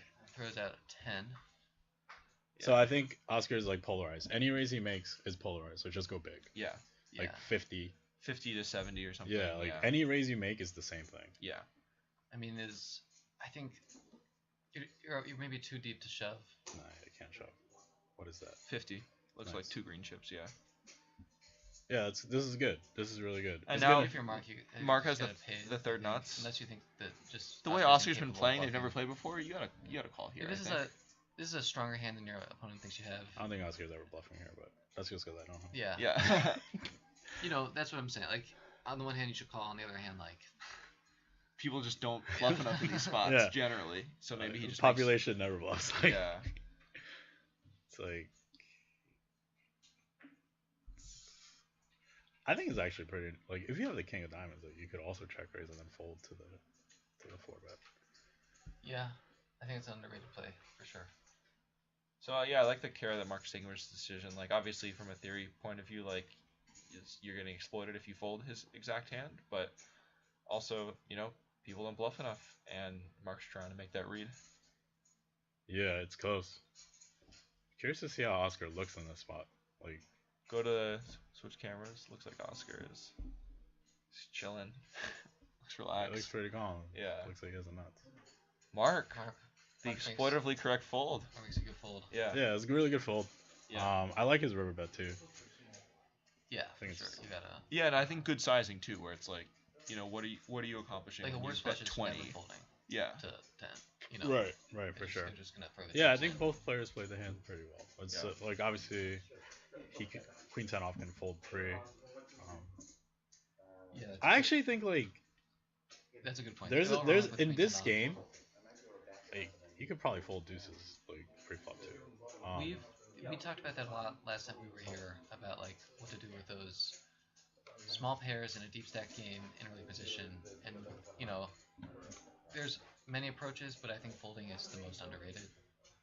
Yeah, I think it's important to have, just when you play in deeper, tougher games, you just need to have so many more mixed strategies, which is Correct. a lot harder for players to like do. But when you're raising from early position, you need to have deuces some of the time to have board coverage, right. because you need to be able to call down in a 500 big blind pot with like a set. Like these are the things that you have to think about when you start getting really deep, where then good players can just start like Right, he should be overbet limping. exploiting you. Right, he should Yeah. just like be limping ace king, limping deuces, and limping ace 5, and then Yeah. like limp 3-betting, limp calling, and whatever. And then I think that strategy is really underrated when you're trying to construct these mixed ranges while still trying to like get value from the looser players. Like you don't have to raise every hand, you Right. can limp like 30-40% of your hands from early position. You just have to know how to construct your limp calling and limp re-raising, which I think most people feel uncomfortable doing. And you're limp folding. Yeah, and limp folding for sure. It's not a good idea to ever like someone knows you're gonna put more money into the pot. So do you want to Yeah, sorry. Yeah. So Nick and Jacob have some history. They both live in Cincinnati now, and I know they like go to the casino at the same time a lot of the time. And wow, you're 3-betting your own friends. I think we're gonna see a oh 4-bet. man, I like go out of my way to 3-bet my friends. Wow, fold. Yeah. So in Jacob's spot, I like 4-bet or folding. I think folding most of the time and then 4-betting, but I think it's going to be very difficult to realize your equity, similar to a hand like pocket deuces, like out of position against a player that is like wide enough to have like, you know, you dominated a lot. Yeah, I think folding is like definitely a fair option there. Yeah. I like the 3-bet by 6-5 suited there. Yeah. So Yeah. this is Nick playing tight aggressive poker.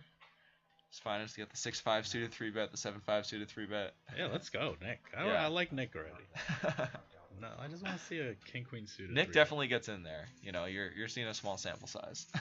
Nah, I feel like a lot of like I want to see some. We're seeing nice like. We're aggressive seeing 3-betting. nice- It's nice- just the defending aspect of it. Yeah, but also again, I mean, I've said this a bunch. Just to be fair to these guys, like they're under defending the things they do have, but they also are having like the worst defending candidate. Yeah, so yeah, like for sure, for hopefully sure. that will change and we'll start seeing For some sure, fun. there's not like they're making like egregious folds with like ace jack suited or ace queen suited. And Yeah. I think like if the game continues like this, we're gonna start seeing some opening up, like in terms of defending.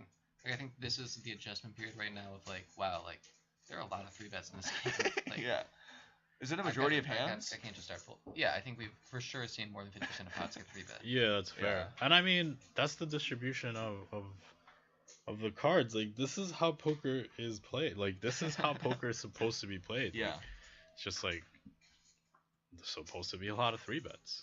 Jack and I were talking last night about how, you know, I really wish just like the standard game in a casino was like a 3 or 4 blind no limit game.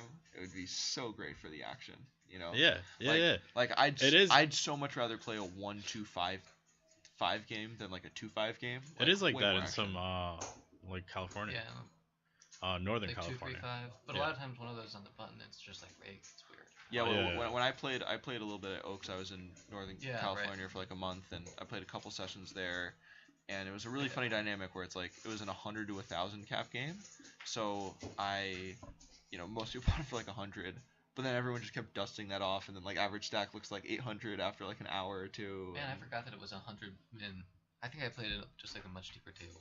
Yeah, That's such a weird dynamic. Parks is 200 to a K. That's also kind of a weird Mhm. dynamic. I really wish it's like 300 in those games. I wish the min was 100 or was 1K. Yeah. Well, you know, It'd be a different in a game. dream world, yeah. Yeah. What I think is good about having the lower mins is that a lot of people are very uncomfortable like buying in for a grand twice, or like they buy in for a grand and feel devastated when play poker for a month. Most Right. people will kind of have the cognitive dissonance to like buy in for 3, be tilted, buy in for a grand, and then come back next week. That's you know? definitely fair. Yeah, for sure. So everything pretty standard so far. I expect a bet on the flop here. Pretty much always. Should be like half pot, 11, whatever, 12, Yep. sure. Like, can't go wrong somewhere between half pot and 2/3 pot. And this is actually a weird thing for Jacob, where it's like he's gonna have the best hand a lot here, but I really like defending with like Jack 10, Queen 10 Yeah. more than Yeah. like eights. Yeah, but you kind of have to defend eights. It's like annoying, but like you kind of have to. You have to call once. You're, Yeah, not, yeah. you're not psyched. I think Daniel has Yeah. like a layup double barrel here. Oh Yeah. yeah. Ooh. Never mind.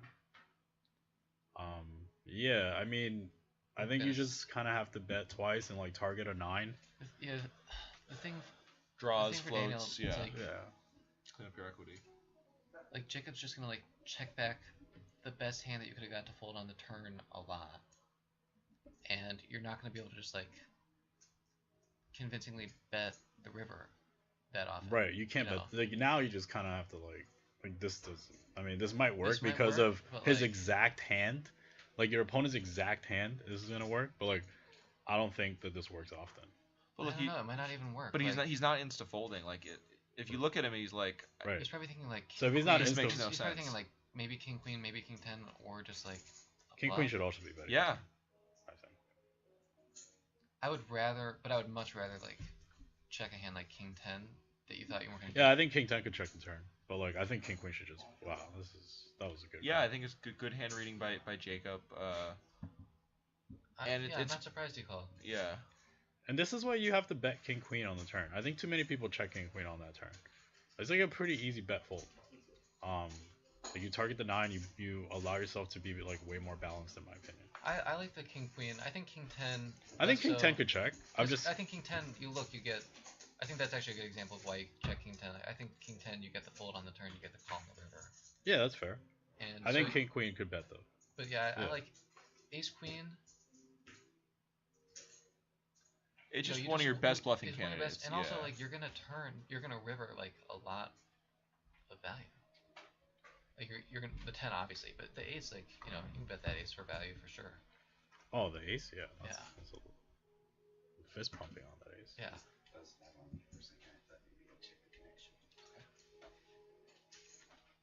I don't know if you can still hear us, but Hello and welcome to Poker on Air. Yeah, no, I think that was just his like the entering of betting that isn't there. So we just have to manually follow it for a second. yeah, damn. Don't worry, they all open till like 10. Yeah, I think we got let's go around the table.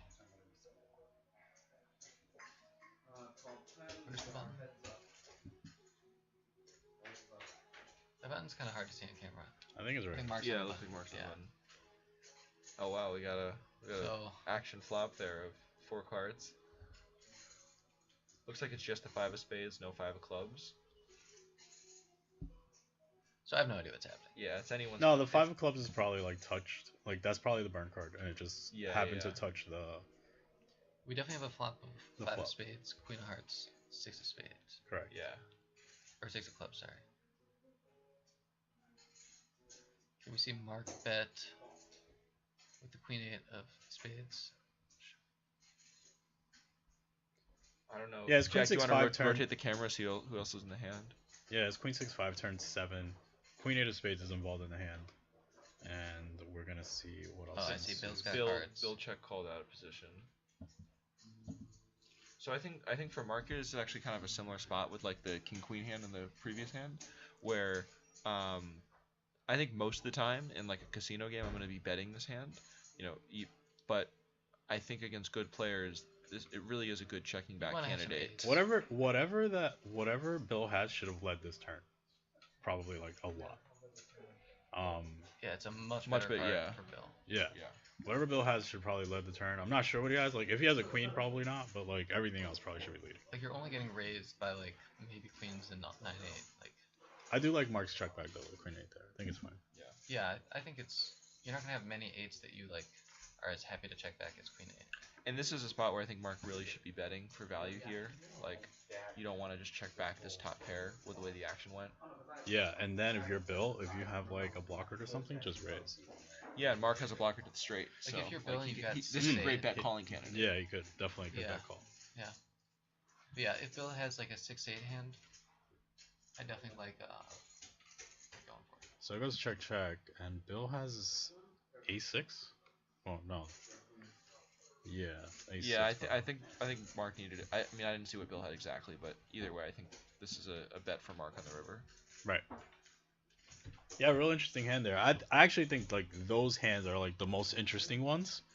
In For terms sure. of Yeah. like how people are constructing their post flop ranges with like wide ranges, right? Because like we saw Queen 8 versus A6 in a spot where like both players are like kind of wide. Those are I think that's where like the majority of the money is made. And like those like gray kind of like, should we bet the turn? Should we check the turn? Should we be leading the turn? Should we be check calling the turn? Whatever, you know. Yeah, especially for like I think more like 100, 150 big blind games. That's where most of the money is made. Mm-hmm. But then also, when you're playing super deep, and not that you would disagree with this, but that if you play your deep stack pots really well when all the money goes in, that Yeah, adds for sure. a ton. Yeah. For sure. I think we saw Ace Deuce of Clubs fold, which No, is like, no, I don't think so. Okay, I think never it was an accidental. yeah. I think Daniel opens with Ace Deuce. I Okay. think we're gonna see Matt call 5s. We're gonna see Mark fold 7-3. So it's really interesting. I'm curious to see how Matt. So Matt should start 3-betting even like the middle of his range at this point. Just for game Just flow. for game flow, like he just has not 3-bet anything that wasn't Ace King, right? He's just getting a lot of the middle of the deck often, and when that happens, like you're gonna have to start like 3-betting some of these hands. Maybe not this hand specifically, but like some other hands. So I think well played by both players on the flop. I think if you're Daniel now, I definitely would bet the turn for value. Well, the I Jack's think- not a great card. That's true. I don't know. Yeah, I think it's fine. I think you should just like probably. just- I think you should probably like check again. I think Daniel should just check call. And try Yeah, and get on the river Matt now, to like check take call. some hand that he's giving up with, or that or just that he'd given up with, and now has like second life, seeing 3 checks. Or the thing is, like, on a board that kind of favors Daniel's range, especially after Matt checks back the turn, like, it's pretty. This I overbet just don't doesn't make think any sense. Daniel. Though. I just don't think Daniel like check folds that often. So if I'm Matt, like, I'm not really going for it that often. This could be an interesting spot for Matt to raise here. So like obviously 5 says no blockers, no whatever. But when I see Daniel's line there, I'm just like, Yeah. what the fuck but can you have? Like, if you're Matt, like you're really like not repping much. yeah, Like, because you're gonna repping, be like, betting exactly 8s. and you're gonna be betting your flush draws on the flop most of the time, or on the turn. On the, or Yeah. on, you know, like on the turn where you pick up like a really good card. Good point. like Good one point. buff, Yeah. Like, I just don't. I actually think that'd be a nice exploitative check back from Matt with like almost all his bluffs. Like that wouldn't be a bluff. Like I think he would just check that back and try and win. But Yeah. I think if Matt had some unpaired hand that like obviously couldn't win, it'd just be a nice spot to give up. Got I just don't think Daniel is checking 3 suits and then check folding the river that often on that board. I don't know, man. I think there's like a really strong argument for like ace deuce to bet the flop sometimes. Like you just like when you check there, you just have what you're saying you have. Like you should just be c-betting that board like ace jack x like at a super high frequency. I know that like No, it's very popular to check ace deuce there because it turns well. Like you know there was a 5 on the board, there was a club, like it turns well. But like you're like pretty capped, and like why not just like bet range on flop and then like pull yourself out a little bit later in the hand. That's just I my don't opinion. disagree. Bet your entire pre-flop raising range on that flop. The thing I think so. The thing I think that's exploitable about the way someone like Daniel would play in that spot is that you just don't have much of a folding range on the river. You bluff caught all these hands. Yeah, you turned so many hands into a bluff catcher on the flop. You picked up a kind of shitty card for a lot of those on the turn. I mean, obviously all the jacks benefited, but all the ace you check back, the pocket pairs like queens, kings, tens, and then on the river you're kind of just I think left with like a really like pretty strong range relative to your opponent. So here we really shouldn't be seeing a fold from Mark when you're defending your big blind against the button. You flop, you know, second pair on a paired board, and the turn card's an undercard. You want to be pressing the call button 100% of the time here. I think with Bill's hand. I mean with Mark's hand. Yeah, especially facing like standard sizing for Yeah. sure. Yeah, I think I do want to talk a little bit about that ace jack because I think it's kind of important. Like, so when original raiser checks, like it's just never a check fold, right? Like ever, right? Because like I think the majority of these players are just like gonna be CD betting all their king queens, all their king tens, Exactly. all their queen tens, all of their hearts, all of their backdoor flush draws. Like they're probably even CD betting like nines sometimes, and that's arguable if it's good or bad. But I think that when the check comes in, it's just like a check call, like always.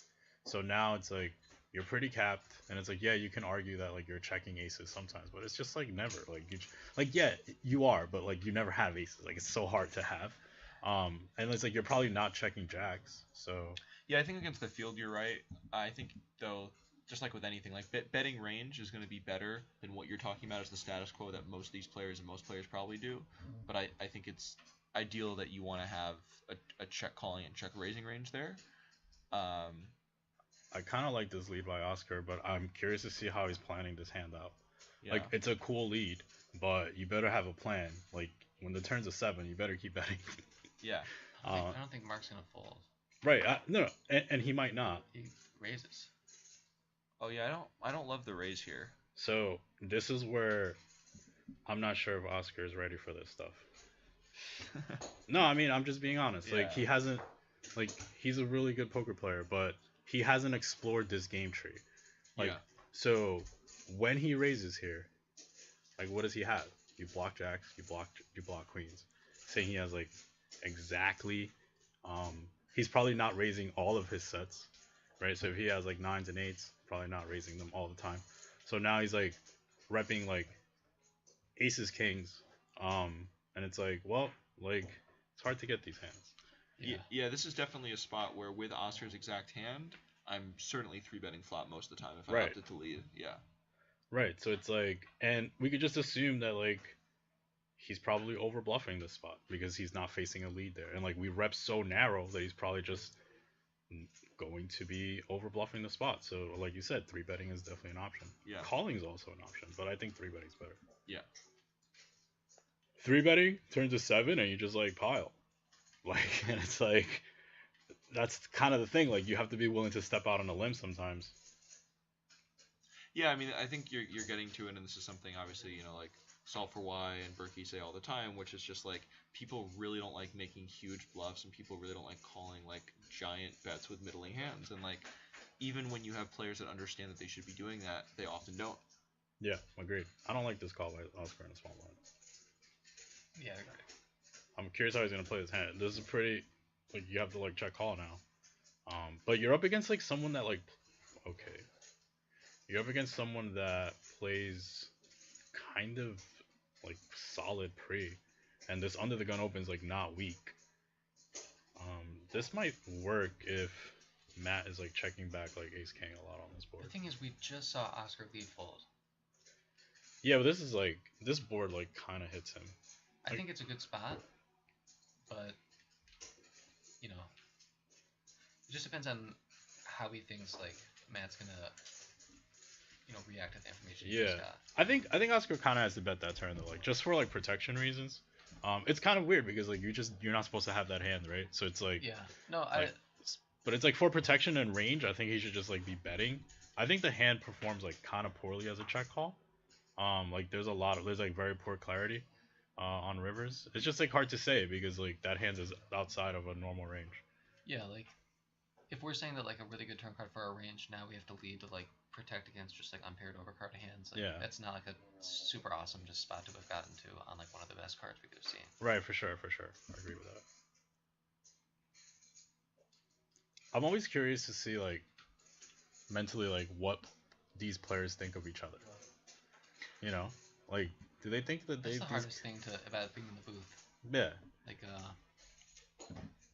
Like, what do these guys think of each other? Who thinks who sucks? Like, That might become more obvious when we see some more exploitative 3 and 4 bets. yeah, like, I want to know. Okay. So, Nick is the one that 3-bet the 6-5. yeah, And the 7-5. Alright. In position. That's cool, man. Yeah. He just really hasn't got enough many playable hands. Yeah.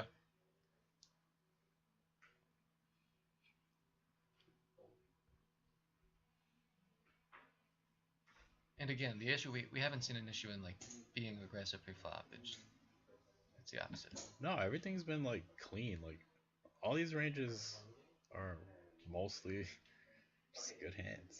Like, good playable, strong hands. See, like, Queen Jack's getting folded. Like, these guys are playing solid. Like, just like solid poker.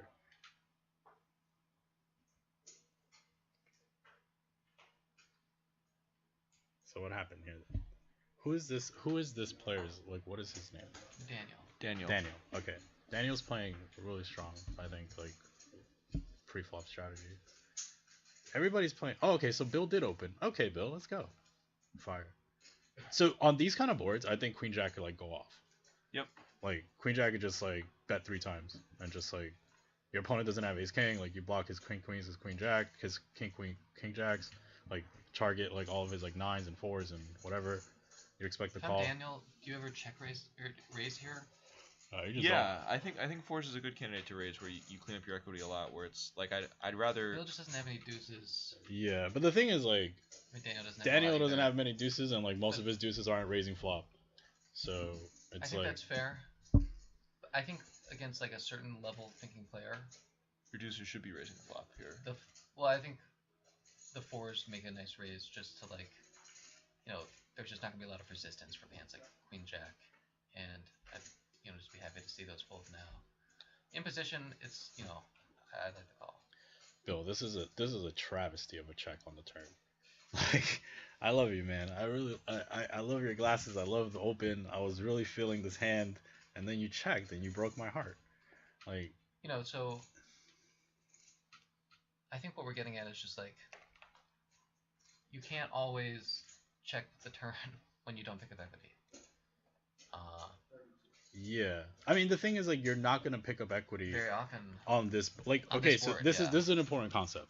There are certain boards that the turn is just not gonna give equity a lot because, and these are one of those boards, right? Like King Deuce Deuce, like the turn's gonna be an innocuous card like rather often, like Yeah. the 8 of diamonds, right? So on these kind of situations, like you're gonna have to look outside of the equity hands to find bluffs. And Queen Jack with the Queen of Diamonds, specifically when the turn's a diamond, is like a pretty good candidate to go for it. Why? Because your opponent can't have King Queen of Diamonds anymore, Yeah. right? So now when the river does come a diamond, you have a pretty good bluff candidate, and when the river breaks out, you still have a good bluff candidate. So this is like one of the prime candidates Yeah. to double barrel, triple So- barrel. So I think if I'm Daniel also and I get check 2 on the turn, I'm betting. Personally. Yeah, I think you should bet. And Daniel here is, he's a good hand reader, and he's thinking just like, what is Bill repping here? And does, yeah, that's- does he have a middling pair that he played this way, or? Like it's important to have on a lot of boards some bluffs that fire one street and then check the turn, fire again on the river.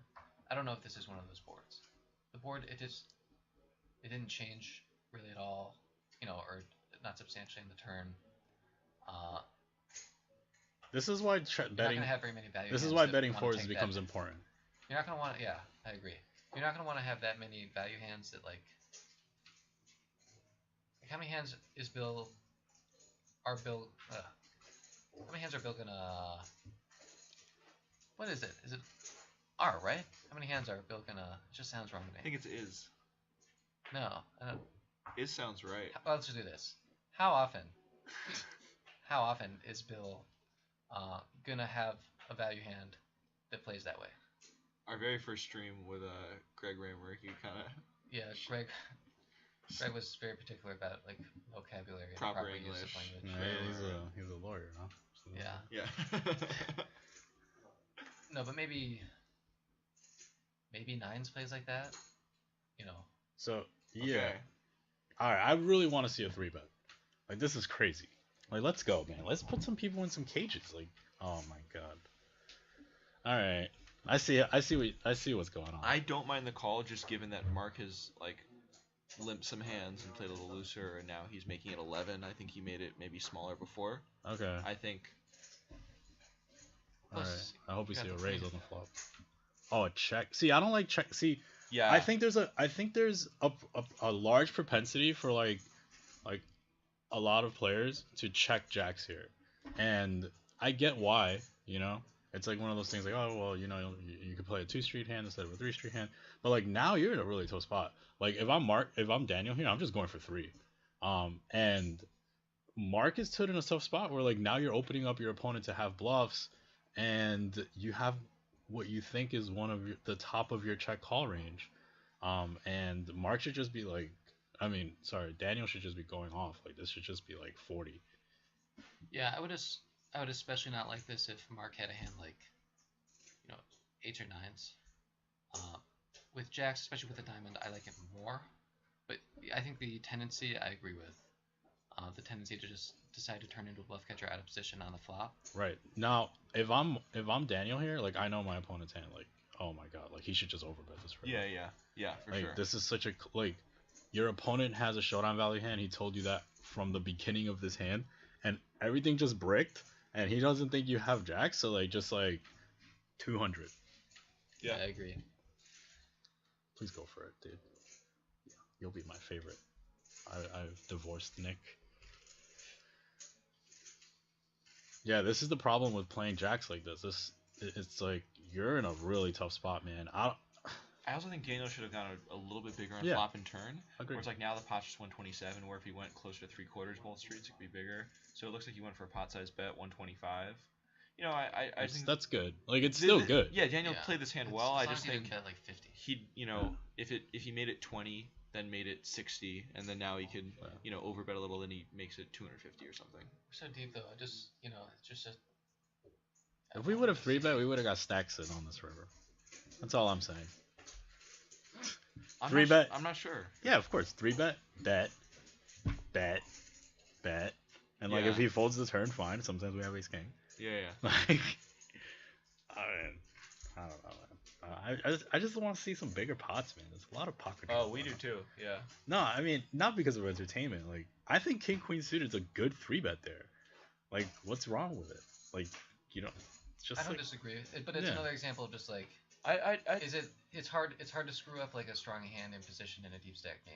right. Like I just So think it's just a these question guys of which don't way- like working in the merge. I think they like working in the poll, and you're going to have to start working in the merge more. Like there's just too much value in king queen suited in position at like 300 big blinds or whatever we were at. I agree with the general sentiment there in terms of like people not wanting to have a merge range as much, but I just think we're seeing a lot of like candidates where that makes more sense to call. You know? Yeah, but like now, I love the insta rematch also. yeah, the instant rematch is strong. But Yeah.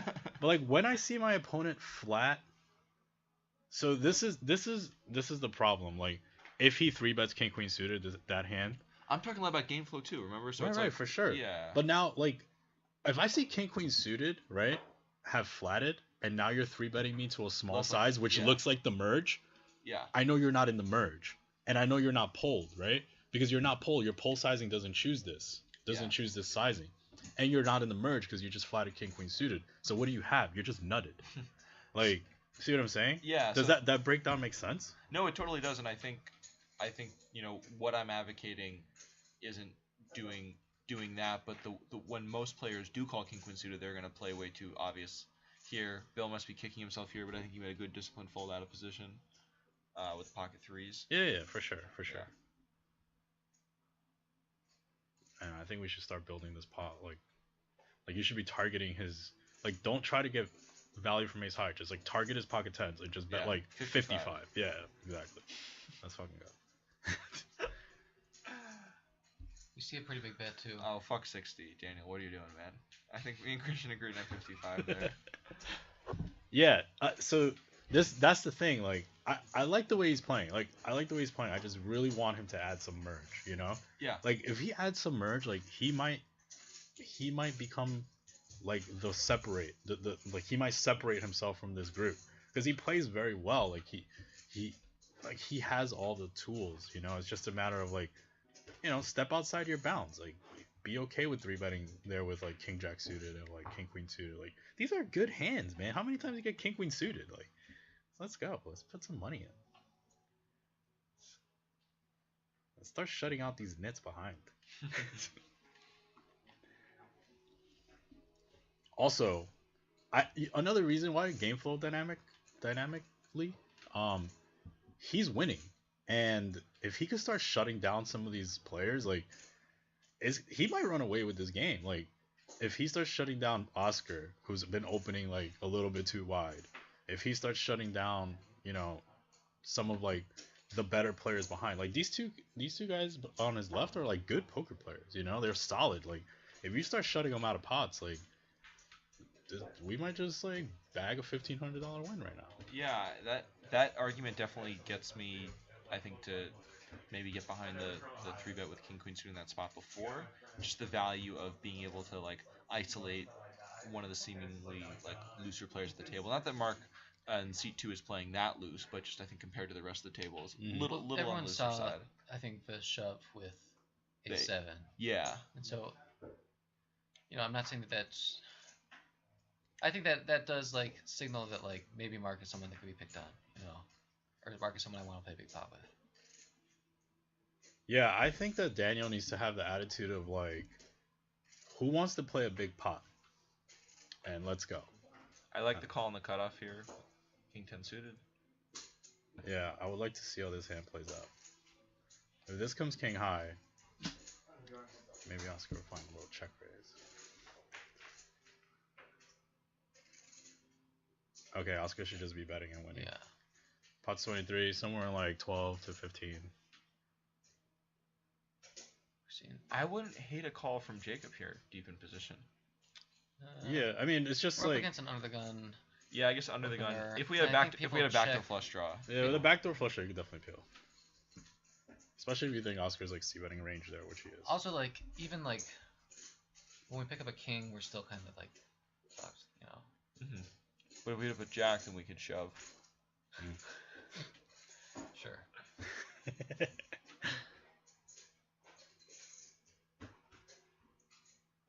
Interesting dynamics building here in this game. Yeah, so we've been on stream for a little under 2 hours now. Soon we will be taking a short break, letting the participants use the bathroom. Do they get to ask us participants. questions? We'll do a After. debrief after. Ah. Yeah, Oh, you guys call it a debrief. This is And this is this is serious. this is like this is legit. Well, this is actually feedback from Secret Service. participants where Yeah, last For time we sure. did not do that. And we there just kind of was- talked generally, but this time it's Yeah. actually each one of us we're gonna meet with each of the participants for like 15 minutes, Oh, really, sick. really go through and like Nice. give them kind of our off the cuff about how they played. Not 50 minutes. They don't each get 50 minutes with each of us. Yeah, 15, Yeah. 15 minutes with one of us. Yeah. Yeah. Oh, they get to pick. I hope they don't all pick one of you. I think, I'm not worried about that. More, Yeah, I don't know. We'll deal with that. yeah. Let's focus. Yeah, Oscar has focus an on the interesting action for spot now. here, actually. Yeah. Check. So Oscar should be leading this turn often. Yeah, I don't mind. Oscar should Going, I don't lead mind going for the check raise on the flop. Yeah. but- It's interesting because like you have a lot of candidates to do it. Oscar should just like bet big here, and like be okay with like turning your head into a bluff on the river. Understand that like you have 4-5 like way more than sorry, not 4-5 5-6, 5-6 way more than them, especially and Mark. you have And Nick, Go I ahead. don't know if Oscar would expect Nick to 3-bet 6-5, but like, also understand like it's very likely your opponents have showdown value. So like when the flop checks through, like understand that one of these guys probably have showdown value, so you should probably be turning your hand into a bluff on certain rivers like kind of often. Ace 10 is an aggressive call on this turn. Yeah, with Um, one That player must be a behind, fold. I really not a fan. this Oscar might just win with the best hand on this river. Oh, river's a 5. Oscar wins a big one. I think Nick is oh yeah, jeez. folding You know- or raising there. Yeah, and a folding. That's a really common and big mistake I see often.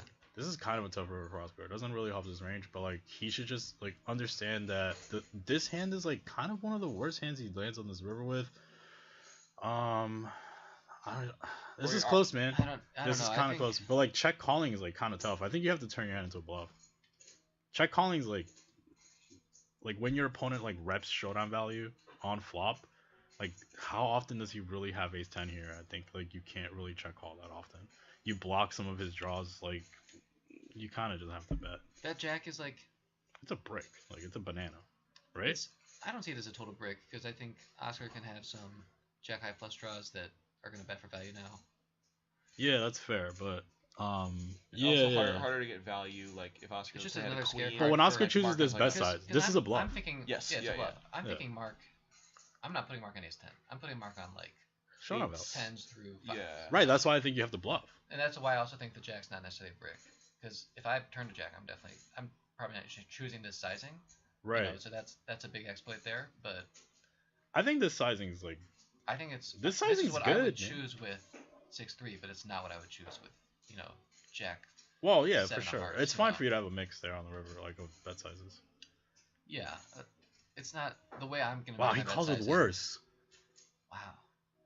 Yeah, I don't like that call from Mark. Wow, Oscar. Living in the merge. Oh, let's go. Yeah. So that's why sometimes it's good to be pulled in the merge. So do you think Oscar just like knows? Like, did you talk with him about like just flipping over your hand confidently no matter what, or do you think he's like, oh, like? There's no way he thought he was good. There's no way. Okay. But I like Just wanted to check. the Yeah, confident I think so. turnover. Like Yeah. I got it, dude. Yeah, when he took it by, he's like, yeah, I won the pot, but like, I guess like after the tank. No, still I would. No, there's no way. You think he just has like No. nines. yeah. Ace deuce maybe. I like the line by Oscar there. That was something I didn't expect. Yeah, I don't know. I wonder what Mark's thinking about that call. Like, obviously the flush draw breaks, but This is the problem with checking back flop. Like you rep showdown value, right? And now you think that your opponent's bluffing and your hand's like kind of good. And yeah, that's just that. I think these guys play too good. That's the thing. Like they play too fundamentally sound. Like Yeah, just guys, play worse. like Fun. just bet the Cool. flop with ace 10. Like get check raised and fold. Like Nick. don't lose a massive pot. Nick, Oh, Nick is in here. I don't Yeah. think Bill's gonna fold, man. I think Bill's like. Whoa, is that a flat? No. That's That's a flat. 26. Isn't it? Oh, sorry. No, 31. really, 31? Oh, 31. Okay. Sorry. Yeah. It really looked like a flat from the single. It's a little big against the size of 7. I think making it in Yeah. position hijack cutoff, like, I think that's too big of a sizing. Yeah, I'm prob- it's bigger. It's bigger than his other sizings. Yeah. You know? I don't hate it with stack depths, obviously, but I didn't think Bill was I gonna just- fold. Like Bill's like kind of not. So that being said, like they both played together actually when we did this earlier this year. Like Oh, that's a 10 out of flop. it's good. So Yeah. Nick and Bill have some history. So yeah, I don't mind sizing up if I would like to start yeah. with like a half pot bet till T3rd, and then like overbet certain turns, Yeah. like the 6 diamonds or whatever. So yeah, Nick 5 played diamonds. very aggressively last time. So maybe he's kind of using that to his advantage now, trying to get some value with this hand. I think we're gonna see a lot of check calling 2 streets with these hands, and I'm just curious to see what happens on the river. I'm curious to see what happens on the turn with Nick's sizing. Well, that's an interesting card. That's an 8, right? Looks like an 8 to me, yeah. Oh, never mind. We don't know now. Oh no, you can't check, dude. Oh, Nick. If that's an 8, like still bet. Oh, it's a 9. So what is it? 10, 9, 9? Yeah. Yeah, I think you should still be betting. Like you're targeting like Queen Jack, King Queen, King Jack, 10 Yep. X's. Like Yeah. your hand's like way good. Like, well now. Now bet huge. Like, Yeah, but like he really, like 10x shouldn't really fall for this that often. Like this, like you block Ace King, like what What's- are you bluffing with, dude? Like King Queen barrels like more than once often. and this is why you gotta bet turn with right. ace. Yeah. Of course. Does Like this is where the I'm at the top of my range thing is like bullshit. Because like you block Ace King, like, and that's the majority of what your opponent is telling you he has, right? Because everything else is like kind of incentivized to bluff. Like when he has King Queen, King Jack, Queen Jack, diamonds, whatever, probably double barreling often. And it's like, yeah. Got the value. Looks like it was 85 and a call. So 85 into like. What's also cool is that when you bet the turn and you catch a clean river, like you get to get 3 streets. yeah. Like that's under And going like going, underappreciated. going half pot to a lot of players is gonna feel like, oh, I'm just calling half pot. You're gonna do that most of the time versus checking back turn, and then you like bet pot. They might consider folding that same bluff catcher that would have put way more money in the pot if you just bet 2 streets. Right. Yeah, I think people are like afraid to get check raised in spots where like they're just almost never getting check raised. Especially as a bluff, like Yeah. especially by their value targets. Yeah. You know. I think Bill, like his bluffs probably should be like leading turn sometimes. Like if he does have Queen Jack, like Oh damn! Someone had aces, and then the cards got Well, organized. it was Nick's aces last time. Oh. Yeah. Oh. I thought aces Yeah, twice in a row.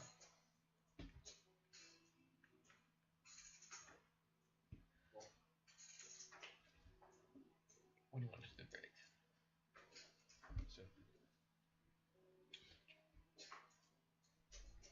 man, I feel like they're just getting warmed up. Like I know. We were talking about see if people wanted to go later. We can talk about that later. No break? No, we have to do a break. We said we do a break. Yeah, we said we'd do a break. I also could use at least a short break.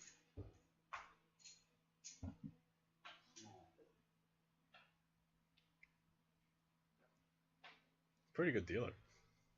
Yeah, he's the best. It's good.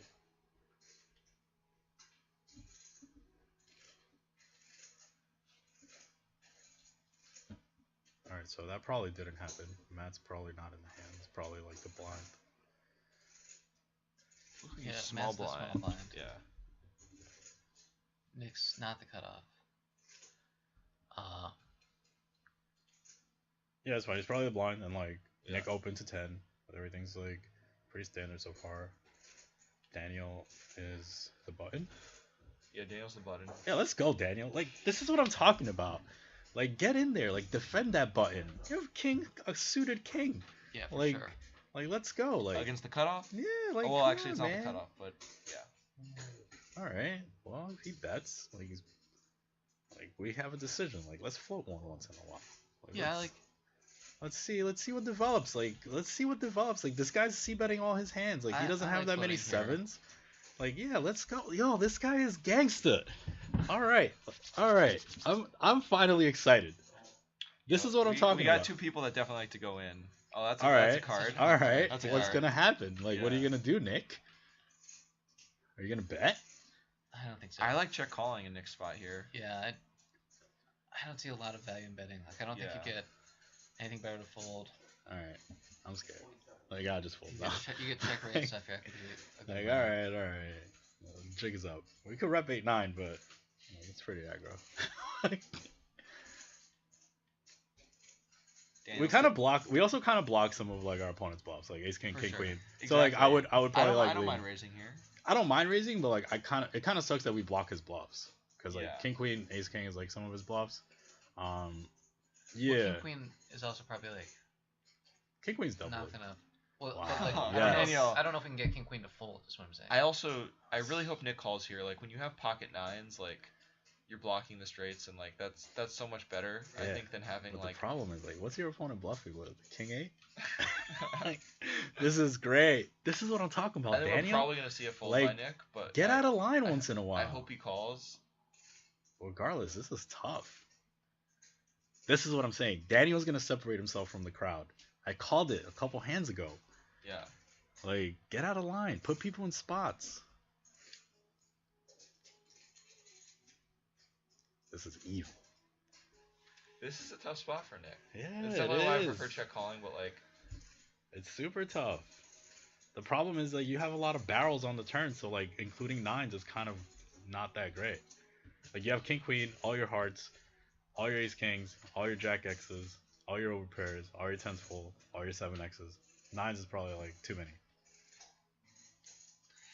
And I think Daniel found a good spot here, and so Daniel's one of my students. Something we talk about. He plays at Fox with a decent amount, where it's spots like this, where it's like you're doing it with like too wide of a range against Yeah. someone who like really thinking and is ready to put the money in could exploit you. But like there's a lot of spots where based on the action and the bet sizing, they're kind of capped, and you could just kind of go off with a ton of hands. You Yeah, know? especially And Daniel's really good at pulling the trigger on those right. spots. And Nick yeah. is like betting too many hands, so Yeah. we're wide, but so is he. Yeah. And like In I like this. I think Nick's Nick. gonna call. Yeah, All right, Yeah, it's like what do I you? don't what do see you- exactly. don't what, worry. I On the got. one hand, like what's Daniel Let's bluffing? river a king once in a while. Oh, Oh, this is a bad card for our range. for Daniel's range. For Daniel's Yeah, range, yeah. for sure. Bad. You Yeah. pick favorites now. No. It's just that I don't think Daniel should go for it. yeah. Yeah, good check back though. Yeah.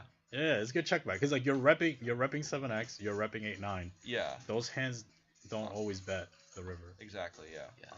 So yeah, good So I- good check back. Yeah, I like his and, line. And like, well played, Daniel. Like, this is the spot where it's like you lost this hand. You might think, oh, that was needlessly high variance, but no. I mean, I think you exploited a field tendency, and then you got the the worst river card in the deck on Right. the river. Yeah. Yeah, for sure. If you're Nick, what are you guys thinking from Nick's spot? Like, I think his spot is really really tough. yeah, It's nice that you block 8-9, but your opponent still has 7x's. So and like sometimes 10's full. So I don't think it's like I think it's really hard, man. Like he's probably calling and like folding to like a lot of rivers. And I think bet calling there is like gonna put you in some really bad spots. Like you're probably just like the problem is that you probably should be checking the turn. oh yeah, I forgot that he bet the turn in the first place. Yeah, I would definitely not have bet the turn with that hand. I don't think Oscar should be opening this hand. Like Yeah, I agree. in one sense, it's kind of a good spot because Daniel, Matt doesn't really 3-bet aggressively, and Daniel just lost the pot, so he probably won't be he just got caught bluffing, so he probably won't make an aggressive action, and Mark lost one to him, so he's probably not gonna face resistance from these three. Yeah. So you're probably gonna get away with more opens, but I would open 4-5 suited, not 6-3 suited. You know what I mean? Yeah. So I think Oscar recognizes that dynamic going on, but he's probably overdoing it. 6-5 suited under the gun. I'm a fan. But I'll say this. I do want to add one thing. Like, this is a standard open for me, but like when you're losing, you shouldn't open this hand. You should just fold. If I was Nick under the gun with 6-5 suited after winning that hand, I would just open. Interesting 3-bet from Mark. Yeah, and that's kind of how you balance, your range in terms of making it a mixed strategy where it's like, you might only open that 20% of the time under the gun, but you make sure it's the 20% of the time when you're winning and have more fold equity. Yeah. More fold equity, more fear equity, all that stuff. I'm okay with this 3-bet. It's Yeah, maybe Mark's picking up on that game flow where it's like, Nick just won a hand, I'm going to be a little wider. Yeah. I definitely don't like calling here. Also, Nick was the one that opened. Yeah. Oh, wow. It's kind of a big 3-bet on the button. Making it 45 over 10. Too small of a 4-bet here. Let's call. Let's call and stack this dude. I think Mark is. I would be really shocked surprised if Mark has anything but call. This is why I think they're afraid to be in the merge, because this is very uncomfortable for them. Oh yeah. I'm loving Mark's spot, getting 4-bet with ace queen and calling in position here. Yeah, especially like this guy that just like G'd up, like, oh, you have another hand, and like now you think you're a boss. Like, I call, like, let's flop an ace, and you're going broke. Like, come on, Mark. Come on. No, don't shove. Okay. Wait. He's calling. Okay. He's calling, yeah. Yes. Okay. Let's call Mark. This is what I'm talking about. These guys have it in them. I really don't want to break now. Yes, that's a queen high flop. Yes, we're. Oh, dude. Let's stack. It's all going in. Let's- It's all going in. Yeah. Wait, let's keep calm. That way they don't know. Yeah. All right. This is the thing, Mark. Like, don't be afraid to shove. Like, don't be afraid to shove over this c-bet. Like, don't try to like trap his bluffs. The pot's bloated. Like, he has like ace fives and ace deuces and whatever. We don't have the ace of spade or the queen of spade. If we had those, like, maybe we would like call. But like without those hands, like, let's just shove. I don't know. I like letting Nick continue to bluff on the turn. I don't see much value in. How often do you think he's like what like? I don't think he's like. I see what you're saying. You think he's like just shoving through? Yeah. I think leverage is right now. I don't think Nick is like putting more money in this pot. Can we get Nick to call like? So like all pot, in like with look at it ace like this. king? Like when Mark calls here, look at this pot size. You think we have fold equity on any turn? Like, pot's 520. We're bluffing half pot. Yeah, I see what you're saying. Yeah. Like, I think Nick should just check. Like, this isn't gonna work, dude. You think like, check fold? Or I would. This isn't getting through. There's no fucking way. You Well, bet, not you against ace 150? queen. But... No, but not against any hand that called the flop. Yeah. I see what you're saying. Yeah. So from Nick, do you prefer different bet sizing or? Yeah, I would. Yeah. I would Maybe prefer just, like, different bet- shove? Yeah. Shove or bet smaller. Yeah. Sure, bet Shove smaller? or bet smaller. Yeah. Like, you should be choosing Now like. he's shoving, and he's got, Mark should be snapping. Yeah, this is just not really a See, decision. I don't like that Mark is taking long. Like, just like call it off. Yeah. Yeah. Just like beat this kid into the pot. Mark's a good friend of mine. Mark is. There's been nothing to known think about. take You his have half time. pot. You have half pot. Like, let's go. Yeah.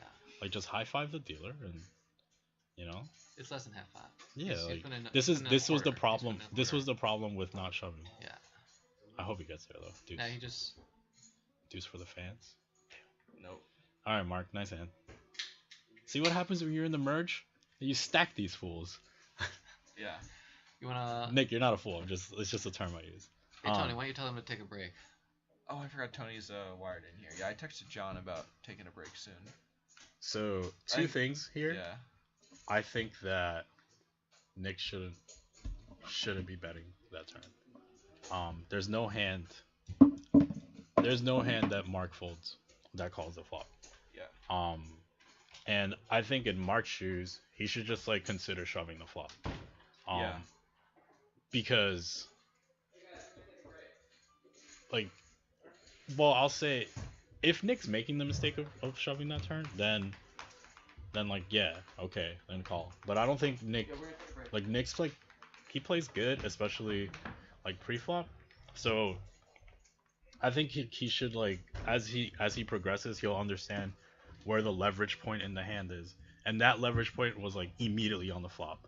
So like once you get called on that flop, like you have to shift from like capitalization to like realization, and like That's like one of the biggest things as you progress. Like understanding like okay, leverage was met on the flop.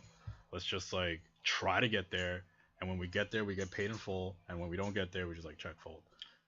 Yep, and then this shows you how like planning out for multiple streets and your bet sizing is so important. Where like I think if Nick sized it appropriately, a little bit bigger pre-flop, going for it, then he can shove on the flop. It's not a huge over bet. Or maybe he does choose the bet sizing he did, and then he makes it instead of 150 on the flop, he makes it like 90, and then he actually has. He could also like check. He could also like check shove flop or check shove flop and plan on shove turns. Yeah. Well, no, you could check shove period. Well, I assuming Mark bets. Right. I'm saying, right. The problem is that if Mark bets, like he doesn't have many bet folds. So like I kind of like the smaller bet size on the flop, go for like 1/3 and then like shove turn, Yeah. Also like you kind of expand Mark's peels. Maybe Mark peels with like tens now that fold, but like when you bet that size, I think Mark might fold some of his mediums. Yeah. So well said, Christian. I think we're gonna take a little break now, and we'll be back soon, guys. All right, let's go. Yeah, that was great, dude. Yeah, it's not fun. Get some more C4 in my system. Yeah, you guys are crushing it. You're crushing it. Yeah. I'm excited to hang with you. Yeah. Yeah, I think there's a lot of sense in there. I think you guys are gonna start living in the burn.